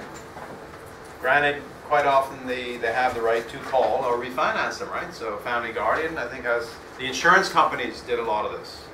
It's issuing perpetual preferreds because at that point they can include that in their equity. So when they're trying to boost their capital for solvency and purposes, they issue these preferred shares that were perpetual. Therefore, because there was no default risk, they were deemed to be not debt. They were deemed to be equity. And Bahamas First did it, Family Guardian did it, Colina did it. Who else did it? J.S. Johnson did not. But some of the other, Sunshine Insurance did it. All right. So let's look at common stock. So common stock are units of ownership in a public corporation. Owners, well, not necessarily public, right? I mean, you can be an equity shareholder, a common shareholder in a private company. All right. But we're talking about public corporations here for the most part. So think of common stock units as ownership in this case, a public corporation. Owners typically are entitled to vote on the selection of directors and other important matters, as well as to receive dividends on their holdings. Granted, the dividends will be approved by the board of directors, right? So the board could decide not to pay dividends. In the event that a corporation is liquidated, the claims of secured and unsecured creditors and owners of bonds and preferred stock take precedence over the claims of those of the common shareholders. So you're last in line. All right. The ratios / descriptors used to evaluate common stock, these are kind of the ones you see on the BISX table every day in the paper, or you see it on Bloomberg and the like. 52-week high-low simply tells you what was the highest and lowest price over the last 52 weeks. So if the current closing price is close to the 52-week high, all right, then odds are the share price has been going up during the course of the year. If it's close to the 52-week low, then odds are that you're catching it when the share price has been declining. Is that good or bad? No, it's just a statement of fact, right? It could be that catching it at a 52-week low may be a good time to get in, right? Catching it at a 52-week high may mean you missed the boat. All the upside is over. But you still have to do your analysis, because it could be that it's going up 52 weeks, but it may have another 52 weeks ahead of it. Who knows, right? So it's just simply kind of a red flag to look at, right? If you're at the 52-week high, make sure you do your analysis. And if you're at the 52-week low, don't simply assume it's not worthy of analysis. Year-to-date change, this would be the dollar change in the share price during the year since December 31st. So it's August 14th today. If the share price is $10 and and the end of last year was 5. You got a $5 increase year to date, right? And in percentage terms, that would be 100% increase, appreciation year to date. So that's the next line, year to date as a percentage change. Okay. Market capitalization, or market cap. This is the share price multiplied by the number of issued and outstanding shares of the company. Trying to think. Cable Homes used to have 20 million, but it's fewer than that now. But Family Guardian, I think, is 10 million shares issued and outstanding. And the share price is $5. Therefore, the market cap is 50 million. Okay? The number of shares of 10 million times the share price of 5. The largest market cap in the Bahamas is First Caribbean. Yeah. But something to also talk about, and that's the float. Only about 91% of that is owned by CIBC. Yeah. So even though it's got the largest market cap, like 91% of the shares are owned by CIBC, and they're not trading them. Therefore, there's 9% left for the local market, and a lot of those shares aren't trading because they're held by mutual funds or other investors that don't intend to trade in the short term. So then you start to realize there's actually a very small percentage of that stock is out there for trading purposes, and therefore the liquidity of the stock is limited. All right, so that's the last time we talked about float, right? This would be kind of an estimate of the number of shares that are outstanding and available for trading by the public. FinCo, 75% owned by RBC, all right? 25% owned by the Bahamian investing public, and most of those are not being traded, right? People are holding them. They've got, like, every single mutual fund with equities in it has a FinCo component to it, or they should. And they have a component that they're not going to get rid of. They may increase it and decrease it as they see, but it's usually like a core part that you just got to have exposure to that company. That's kind of your mindset, right? Shares outstanding. Total number of issued and outstanding common shares. So issued and outstanding, because a company can issue shares, but they can also buy them back and put them in what's called treasury shares. Therefore, the outstanding will be less than what was issued. Okay? So Cable has done some buying back of their shares. Bahamas Waste has done some buying back. Abaco at one point did some buying back. So the Focal did a little buying back. COB did a POB did buyback. And sometimes that's the best thing for the shareholder, because if the share price is not really moving, but the fundamentals are strong and the company's got a lot of cash, either pay me a dividend or buy your stock back and make the price go up, and then I can sell and create my own dividend, you know. So that's when you get into an AGM and you're a shareholder, you can go, I recommend that you do the following, or what are your thoughts on? Next page, short interest.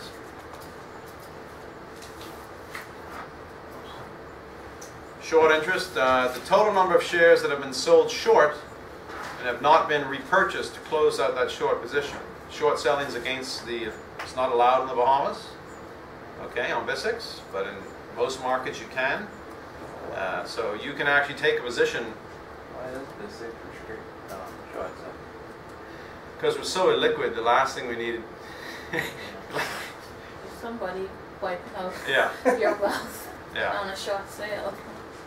It would lead to price discovery in a far more violent and fast fashion, but yeah, it's against the rules. And a couple guys almost went. They were fined and fired. Didn't go to prison, but for effectively short selling back in the day. Locally? Yeah. Was it Como Bay? Yeah. You know the story. I know the story, of course I do. Yeah. Yeah, I mean, so. They weren't short selling. The person selling the shares didn't have them registered in their name yet.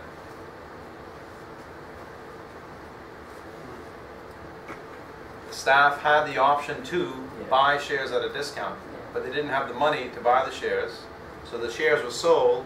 The sales proceeds were then turned around and used to buy the shares that had already been sold. bought at 6, sold at 9, and the intermediaries in between took money along the way.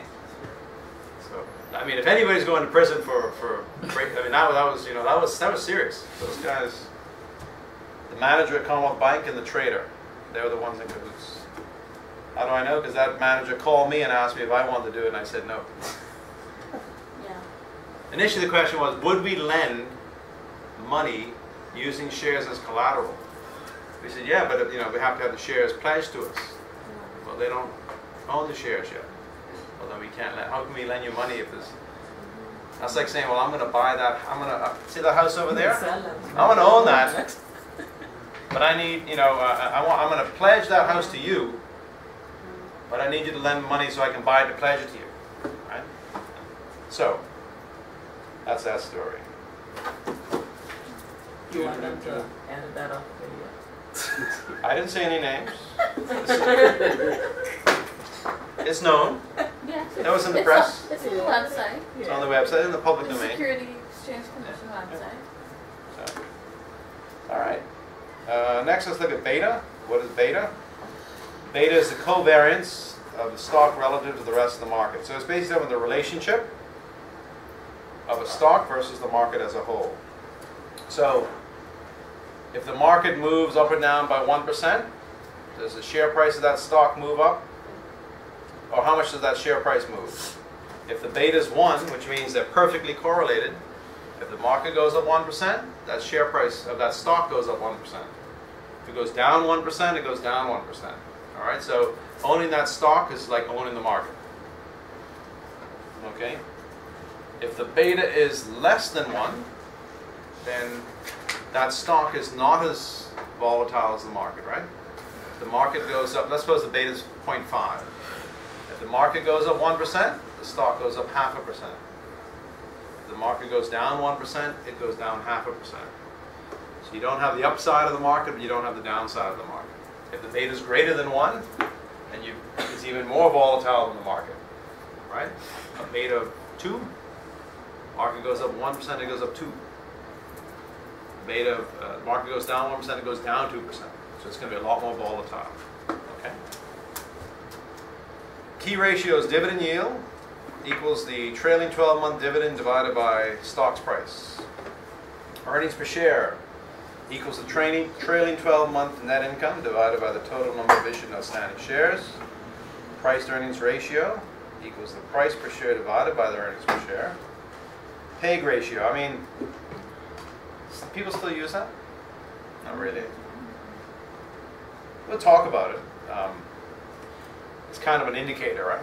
PEG ratio is the PE ratio divided by the long-term earnings per share growth. So people say, oh, PE ratio 20. Ooh, that's high. Is it? Company's earnings are growing by 30% a year. 20 divided by 30 is 0.67. So the rule of thumb would be a PEG under 1 buy, a PEG over 2 sell. PEG between 1 and 2, you know, indifferent. But it's not it's simply a rule of thumb, and one should never make an investment decision based on the PEG. But on Bloomberg, you'll see the PEG ratio noted. So if you go into a stock and you pull it up, you'll see downward earnings per share and PE ratio. Quite often you see the PEG ratio there as well. All right. Dividend payout ratio, what percentage of net income is paid out in dividends? Okay, so that often comes out in an AGM. Over the next 5 years, what is the board's view on the dividend payout ratio? Do you have a target? And sometimes, yeah, we're targeting 70% of net income will pay out in dividends. So if I expect net income to grow over that period, I also expect the dividend to grow. Okay? So now we got a little example to go through.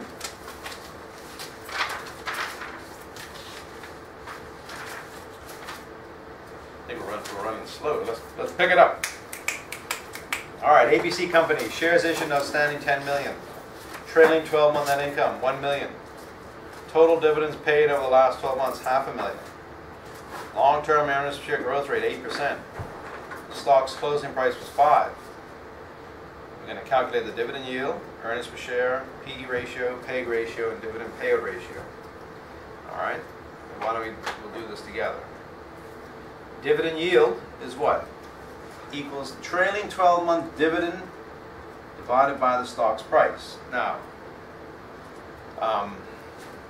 what that should say up top is equals the trailing 12-month dividend per share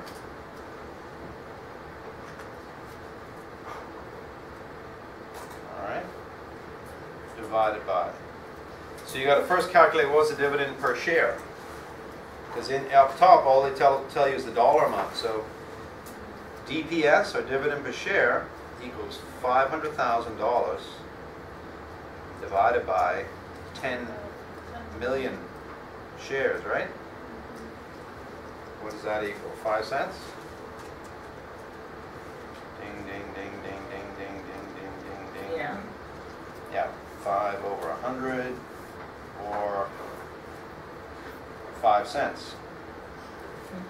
So the dividend yield is what? Now you need to take the dividend per share and divide it by the price per share. So you take 0.05 and divide it by 5, which is the price, right? And that comes out to 0.01 or 1%. Is that correct? Yep. Yeah. It's not a very high dividend yield, right? 1%. Is that a good or a bad thing? It depends. Yeah, Because the more of its profits that a company retains, in theory, they should be plowing that back into the business and therefore growing earnings at a faster rate. Okay? In theory. Earnings per share. All right, this is easier, right? 12-month net income is $1 million. There's only one calculation, divided by 10 million, and that equals 10 cents. All right. PE ratio, price per share divided by the earnings per share. $5 divided by 10 cents equals 50. That's high. Seems high. It's much higher than the market average, let's put it that way. Then we look at the PEG ratio, and we take that PE ratio of 50 and divide it by the long-term earnings per share growth rate, which is 8%. Now, don't convert the 8% to a decimal. Just use 8. Okay? So 8 goes into that, what, 7?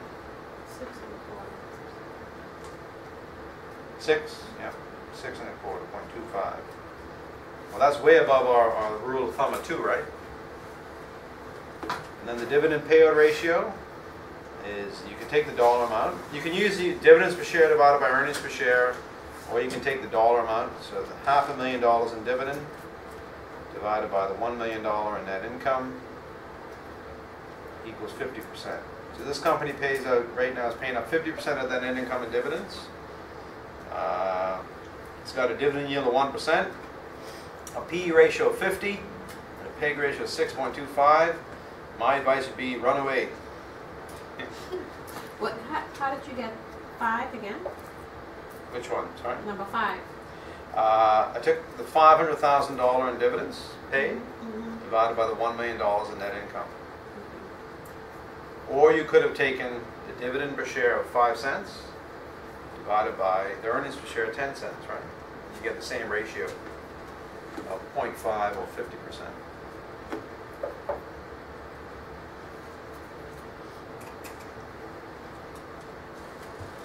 I would take that example and put 4 A's next to it. 4, 4, 4, yes. It's definitely testable.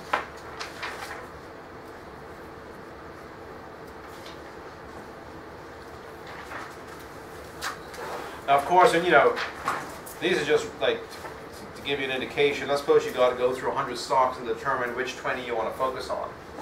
This would be quick and dirty. I'm not going to bother with this one. Because when you do your analysis on a stock, there's a heck of a lot more work and analysis done than simply these few things we did. Okay? For example, do they have a pension plan? Is it a defined benefit plan? Is it in deficit? How much is in deficit? Oh, $50 million in deficit. Okay. Do they have surplus assets? Do they have land on their balance sheet that has nothing to do with their revenue, the revenue they generate? In other words, could they sell that today and still generate the same amount of income and profit? That's surplus, right? So I'd add that to the value. I'd say, hey, and if I was in the board meeting, I'd say, well, what are you guys doing with that land? It has nothing to do with your operations. Why don't you sell it and pay out a dividend? Or they may come back and say, no, we have plans to build another branch on that location. We just haven't done it yet. All right, then maybe it's not surplus. Maybe it's actually needed for the future growth of the company. So those are a lot of factors that come into play, right? Banking sector, you know, I mean, what is your delinquency rate like? What is your provisioning policy? All these things, right? Bad news on the mortgage delinquency front again in the paper today. Sounds like I can report the family guarders delinquency rate went down in the month of July. Thank you very much. Thank you very much. Well below the industry average. Okay. Enough of that. Derivative products. It had to, otherwise it was fine. No, not quite that bad. All right, mutual funds and investment companies. All right, what is a mutual fund? Well, there's two. You can usually think of two types: an open-ended fund or a closed-end fund. Most of the funds in the Bahamas are open-ended. There are a couple out there that are closed-end. The Bahamas Property Fund is closed-end. It's still One one of the tigers, I think. No, I think that's finished. Those tigers. Matured. One of them were due, Matured, could, yeah. but it matured, I think, last year. Okay, the Fidelity Tigers. One of the, yeah. Yeah, so those were. And was there a secondary market? No, you had. Held to maturity, right? You had to hold it or find a buyer to take your. Right. So that'd be a closed-end fund. fund. So an open-ended fund is where, as open-ended says, at any point I can redeem my units with the fund. Now granted, it's usually on a monthly basis or quarterly basis. But they can't refuse me. I come in and I say, I'd like to redeem my units.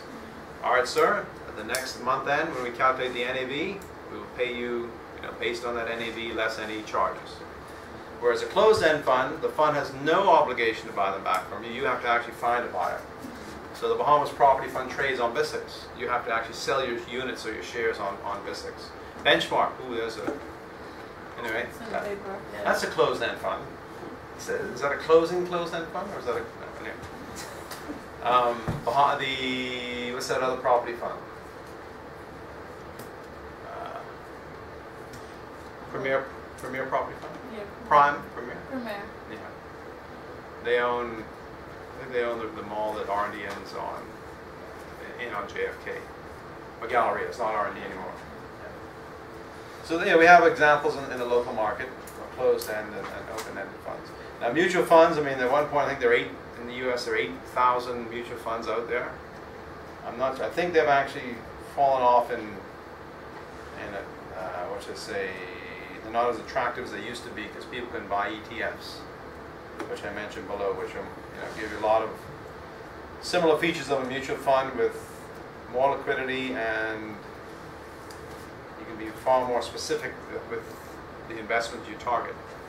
We'll get to that. So an open-ended fund is a type of mutual fund where there are no restrictions on the amount of shares the fund will issue. If demand is high enough, the fund will continue to issue shares, no matter how many investors there are. Open-ended funds always buy back shares when unless they're in real trouble, right? The theory is open-ended funds always buy back shares when investors wish to sell. Open-ended funds are generally managed actively and are priced according to their net asset value. Some open-ended funds are more conservative and provide consistent returns with low risk, and some are more aggressive in seeking to make capital gains through constant trading. Closed-end fund, when an investment company issues a fixed number of shares in an actively managed portfolio of securities, the shares are traded in the market just like common stock. Okay. Advantages of mutual funds. Number one, professional investment management. So this is, let's suppose you as an individual, you got a choice. I just got a $100,000 payout from the company or a gift, and I need to do something with it. You can decide to make all the decisions yourself and start from scratch and buy $10,000 in 10 different stocks and pay the commissions that are associated with the trading. Or, you may have no experience with this, so you may be a novice. Or you can buy into a mutual fund, and the mutual fund has a professional investment manager. It already has diversification, it already has a portfolio in place, all right? It has liquidity, because usually you can redeem, on a monthly basis. It has transferability. Quite often, a company will allow you to transfer units from one fund to another fund. All right. So, for example, we'll talk about it next week. When you're young, you're probably in the more aggressive fund, and as you get older, you may start shifting out of the more aggressive into the less aggressive. And then in retirement, you want to have probably a very conservative investment strategy. Granted, I tell people when you retire at 65, odds are if you're a woman, you got 20 more years. If you're a man, you got 15 more years. So hopefully, but you still got medium to long term ahead of you. And if you think about leaving an inheritance, right? It's not just about you, it's maybe your children. Suddenly, should you have everything in the most conservative fund possible? Maybe not, right? Because medical bills and other things, right? You may need to not go strictly into the capital preservation mode, right? Variety of types of funds. As I mentioned, you can have, conservative, middle of the road, more aggressive, very aggressive, depending on what you like. Transferability between funds of a given company. How does that differ from 4? I don't think it does. I think it's duplication, transferability. I would think that number 4 would be you can transfer it to someone else. Okay. Yes. Transfer, but you can give them away to somebody else. Okay. Yeah, that makes sense. I like that. That's what we can do that. Yeah. So I can my child turns 18. You I don't can have to sell it. You could just transfer it to them. someone else. Yeah. That's exactly what that is. Thank you. If you're not 18, then you can't own units in a fund and you can't own shares, right? And if you put them in your name and trust for somebody, that's totally irrelevant. That's just for your own bookkeeping purposes. There's no legal basis. You die, they go into your estate. They don't get transferred to in trust form, unless you have a trust and they're the beneficiary. Then it's different. Right? Disadvantage of mutual funds: unsuitable for short-term investing quite often.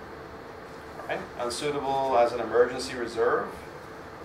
Once again, it depends on the type of a mutual fund, right? If it's a very conservative fund that has monthly redemptions, then to some extent you may be even able to borrow against it, so you can. But when we think emergency reserve, we think, I've just gotten a car accident, I went to the hospital, they need 10 grand.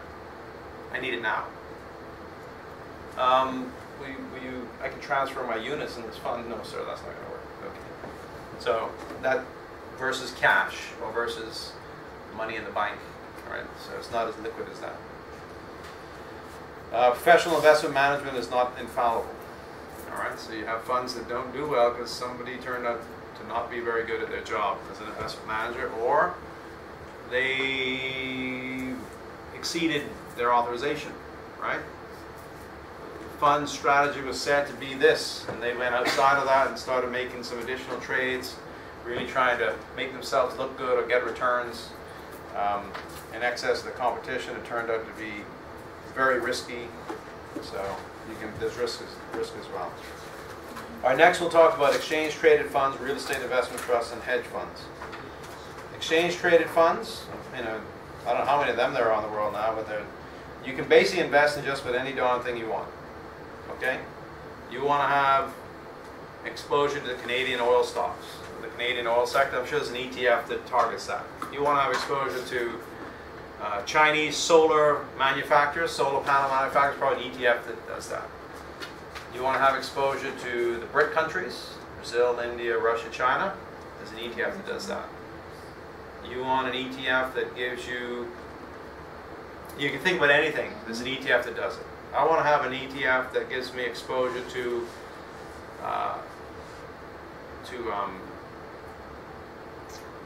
companies in the Middle East that produce olive oil.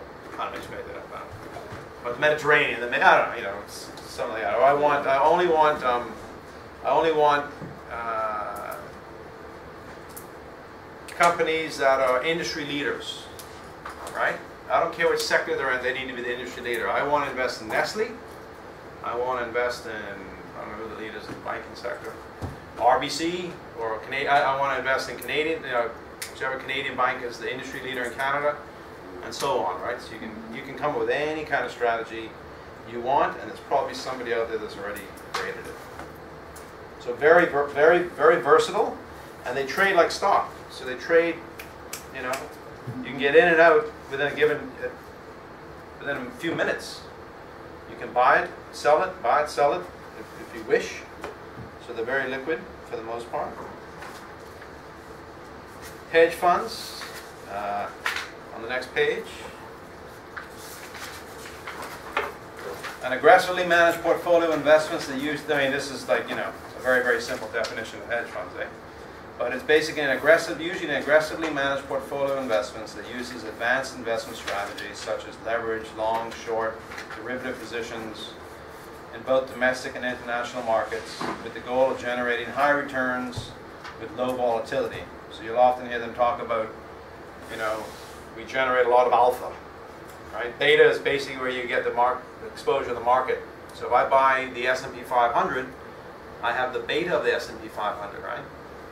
But then, if I can come up with a strategy that's kind of similar to the S&P 500 but not exact and generates a rate of return in excess of the S&P 500 with the same volatility or less, then I've added alpha, they call it, right? That's the term here, there, alpha. So, legally, hedge funds are most often set up as private investment partnerships that are open to a limited number of investments and require a very large initial minimum investment. Investments in hedge funds are often illiquid, not that liquid, so it can be illiquid, as they often require investors to keep their money in the fund for a minimum period, usually quarterly or there are many monthly, usually they're quarterly. Monthly, yes. Yeah. So usually quarterly. So once a quarter you have the option of selling your units. In Module 3, now, obviously I wrote this applied for Module 3. Did you guys discuss long-term capital management at all? No. Okay.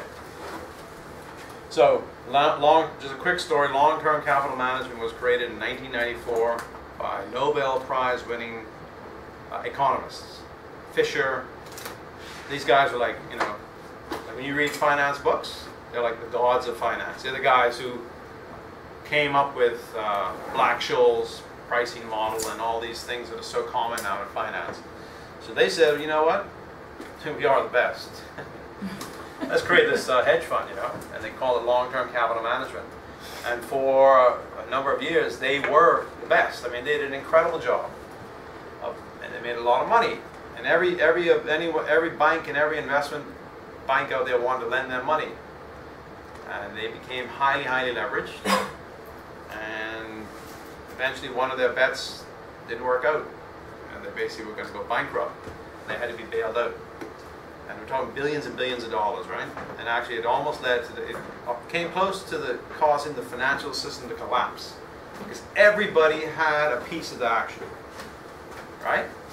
And what did they bet on? They made a bet on Russian interest rates, and Russia defaulted.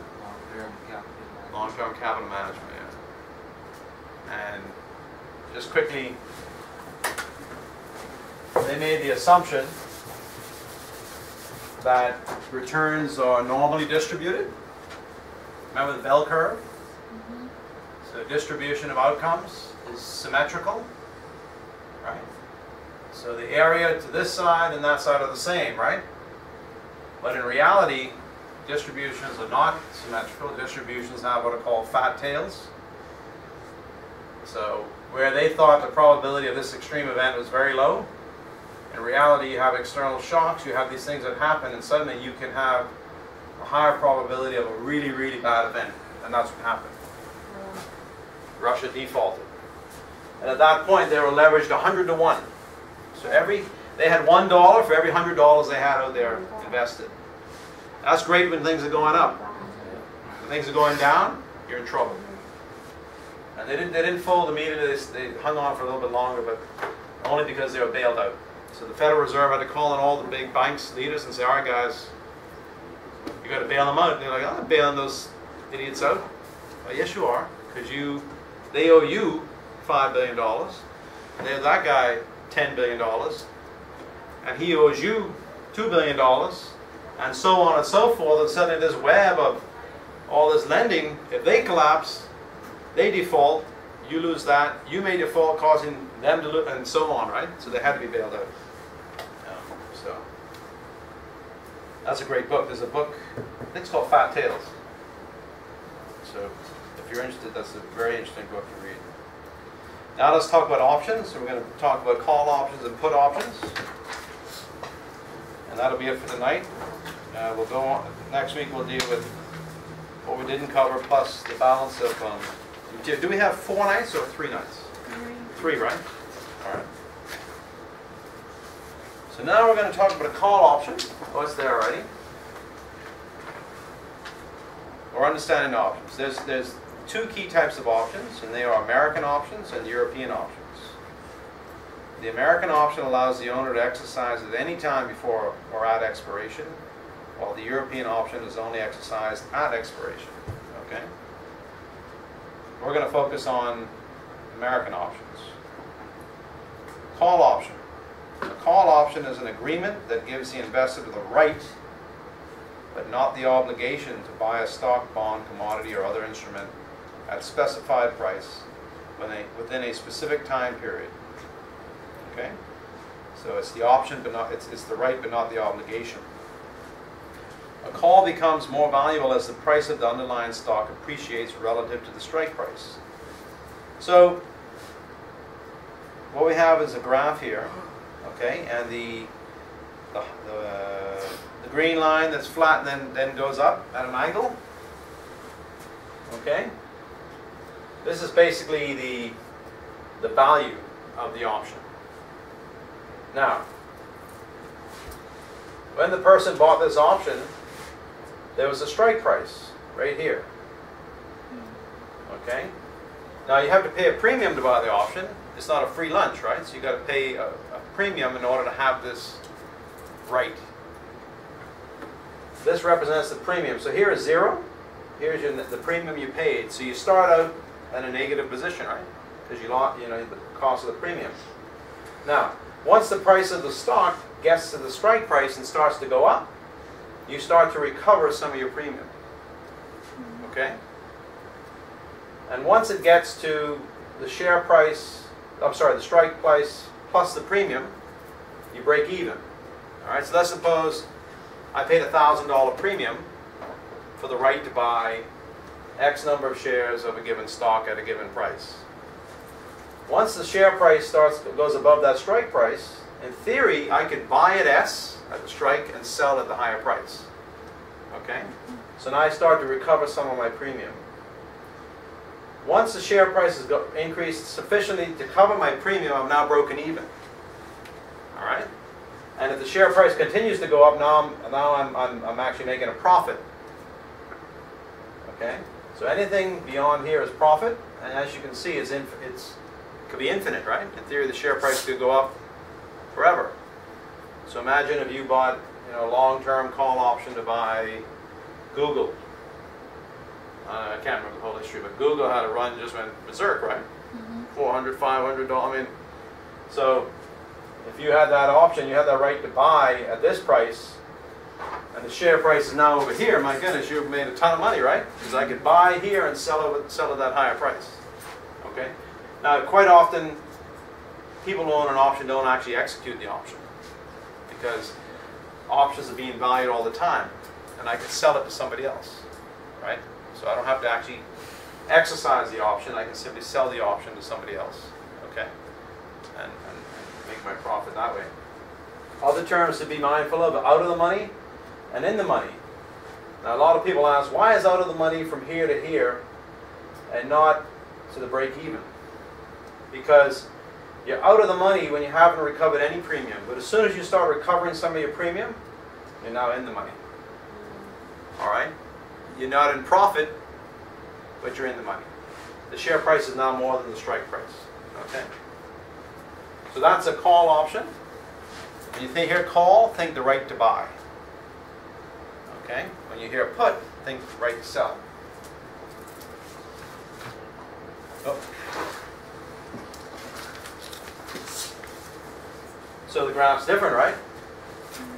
Because here you're making a bet that the share price is going to go down. Because I now have the right to sell at this price. But if the share price goes below that, in theory I could buy at the lower price and sell at the higher price. So it's kind of the same situation. Over here I'm out of the money, and my premium I paid, so if the share price is going up, I'm out of luck. I'm probably going to lose my premium, because once the option expires, then so be it. I lose my premium. I'll tell you a quick story about risk of options. So if the share price starts dropping, at some point I go from being, oh, that's reversed. Sorry. On your notes, where it says in the money, that should be out of the money. Where it says out of the money, that should be in the money. Who created this? I can't blame Miguel on that one. I like the exponentials, right? So that's in the money, that's out of the money. The share price goes down, I go from not having recovered any of my premium to starting to recover some of my premium. And there's a point where the share price continues to drop. Now I'm actually making a profit. Granted, it can only go to zero, right? So the amount of profit I can make is actually limited. It's finite. Okay? I remember a number of years ago, this guy here in Nassau said, yeah, man, he can learn watching on the internet about options, you know. You can make a lot of money in options, you know. Yeah, I got $10,000. I want to, you know, what are you going to buy? 10 options. Get into options.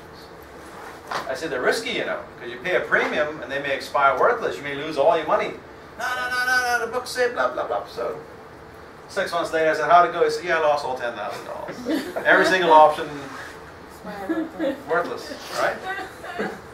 Now, the more volatile the price of this security is, the more valuable the option, right? If the share price goes up and down a lot, there's a greater likelihood that at some point while I'm holding it, it's going to get into the profitable area, right? So the more volatile the share price of an option is, the more value the option has. We're not going to look at the Black-Scholes pricing model and the factors that go into it. But that's one of the things that goes into that calculation. So we have had that put option on RIM stock before I went down. They just yeah. did it. Yeah. RIM, Research in Motion, BlackBerry. It's a sad day for Canada. Oh man, it was a great day, great decade, right? That's a good lesson, though, eh? It's like when the owners of a company that's doing really well seem to be spending more time buying sports teams and all that. It's time to get out. All right. And Samsung now is having. Apple is starting to eat a little bit of their lunch. Nokia is coming out, I guess, Microsoft with these products. So Samsung is the one that's going to feel some of the BlackBerry effect. But BlackBerry's still alive, right? Yeah, resuscitation. They're trying to fight back. I think the problem with Samsung is that their phones are just good. Well, I'm saying, but now you got other people coming out. And people are not just, I don't think that, like for instance, I have a 3. Yeah. There's nothing wrong with it. Why will I upgrade to a 4 or a 5? You know? Yeah. And Apple doesn't put all of their apples in one basket. They give you a little bit and then they tease you and give you a little bit more. That's my... Apple is overpriced, like... Yeah. You pay for the image, that's all. I do think I type faster. I type faster on the manual the BlackBerry keyboard versus this. Granted, you know, you can do so much more with this big screen and video and all that, right? Yeah. But from a business standpoint, I find I was executing emails at a faster pace with the old text style. What do you call it? Tactile. You know. All right, so that's a put option. Okay. I think we're going to end it at that because next we go into a calculation on currency forwards. All right. All right. Well, what to do is read the handout I gave you on basics of equity valuation. Read through that and come prepared with any questions you may have. We'll end there.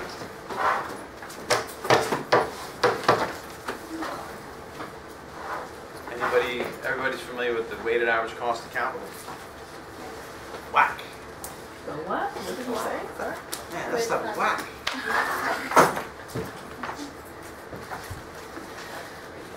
So, you know, a cost of debt is a certain percentage, right? Cost of equity is a certain percentage, right? So then you determine how much debt and equity should a company have, Right. right? So it's 50-50. Let's suppose half of their capital is debt and half their capital is equity. The cost of debt is 6% and the cost of equity is 12. 50-50. The weighted average would be 9%. All right. So what you'll find is in the Bahamas, everybody loves equity and they don't like debt. No. I don't want to owe nobody nothing. Right. But imagine if you could borrow from the bank at 7 and your company's making 15. Right. Yeah. Then Use it's the worth bank's it. money to make 15, right? Exactly. Granted, there comes a point if you borrow too much, and suddenly the risk of that debt outweighs the benefit of what you're doing with it. But it should be a balance, you know. And if companies in the Bahamas did a better job of managing their capital and reducing their cost of capital, they'd be more profitable. They could hire more people. Right? And if we didn't teep as much, you could have more managers in place, and you could have more branches and more restaurants. We like to teach, so when people say, I got to be on the ground. That skin. Huh? The skin is real. Alrighty, see you guys next week.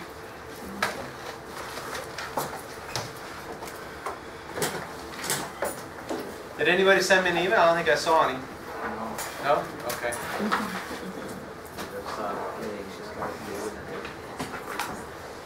Is this one of the CFA approved calculators? You know, I'm not quite sure what's approved now. This is, Well, that is ancient. yeah, this is from 2001. But this, yeah, this is text on from DA2 plus. So it's the same. Same one. Yeah. Okay, good. So this would be fine. Alright. Yeah. Because I was using your So sorry, you know,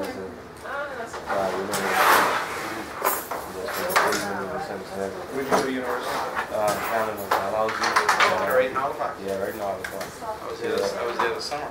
Yeah, remember you said that last class. City. You know, I go to Halifax, right? I go and park my car in public parking. Yeah. And I'm walking out, and the background, I hear these guys talking. I said, "You mean I came all the way to Halifax to run into payments?" That serious. That hurts. I turn around and say, I'm trying to get away from you all, man. How y'all catch up with me already, man? I just reach. Well, the stuff we was doing that remind me of the Actually, I think they look like entertainers, actually. They didn't look like students. Yeah, but they have a lot of maintenance living there. Yep. Like they actually just take up residents that just like it so much. You know, it's really disappointing how dirty this island is. How much garbage and litter and stuff is on this island. Why you think so? I drove from Toronto to Halifax. I can tell you one time when I saw litter on the side of the road. And that was like a bag that flew out of somebody's truck. Yeah. And that's a long drive too. Yeah.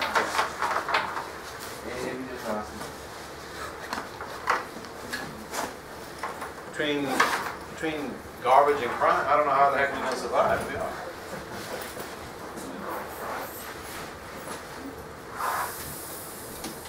Slide. Listen to the first class. Okay. Drop your own email address. Yeah, DW Slatter. Let me write. You got a pen? Yep.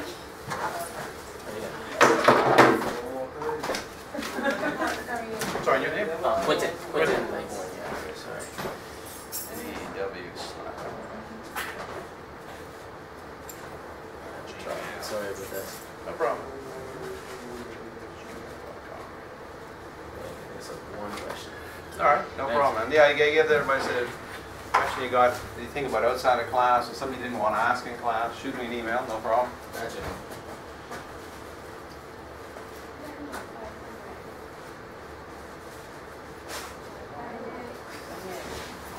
I see the cooked with.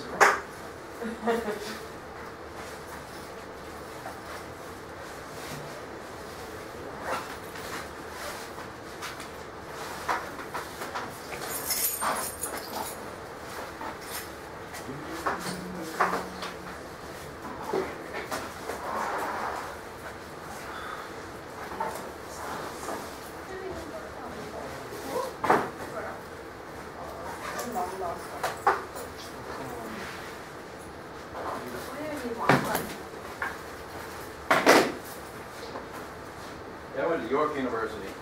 Yep. To do my MBA in Toronto. I had a friend who went there. I mean, you know, very good school. I was too far out of the action. It's like a 40-minute commute to get downtown. Yeah. I was working in Toronto in one place. Yeah. And stayed with my friends over there at York. Yeah. I was like, yeah, this is a bit low. In hindsight, I was going back. I was going to UT.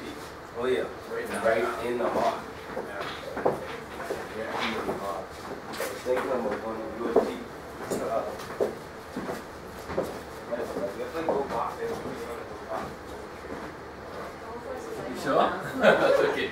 I gotta go slow now. I'm on you up. No problem. You careful now. You know what? You don't want to hear me yet. I know.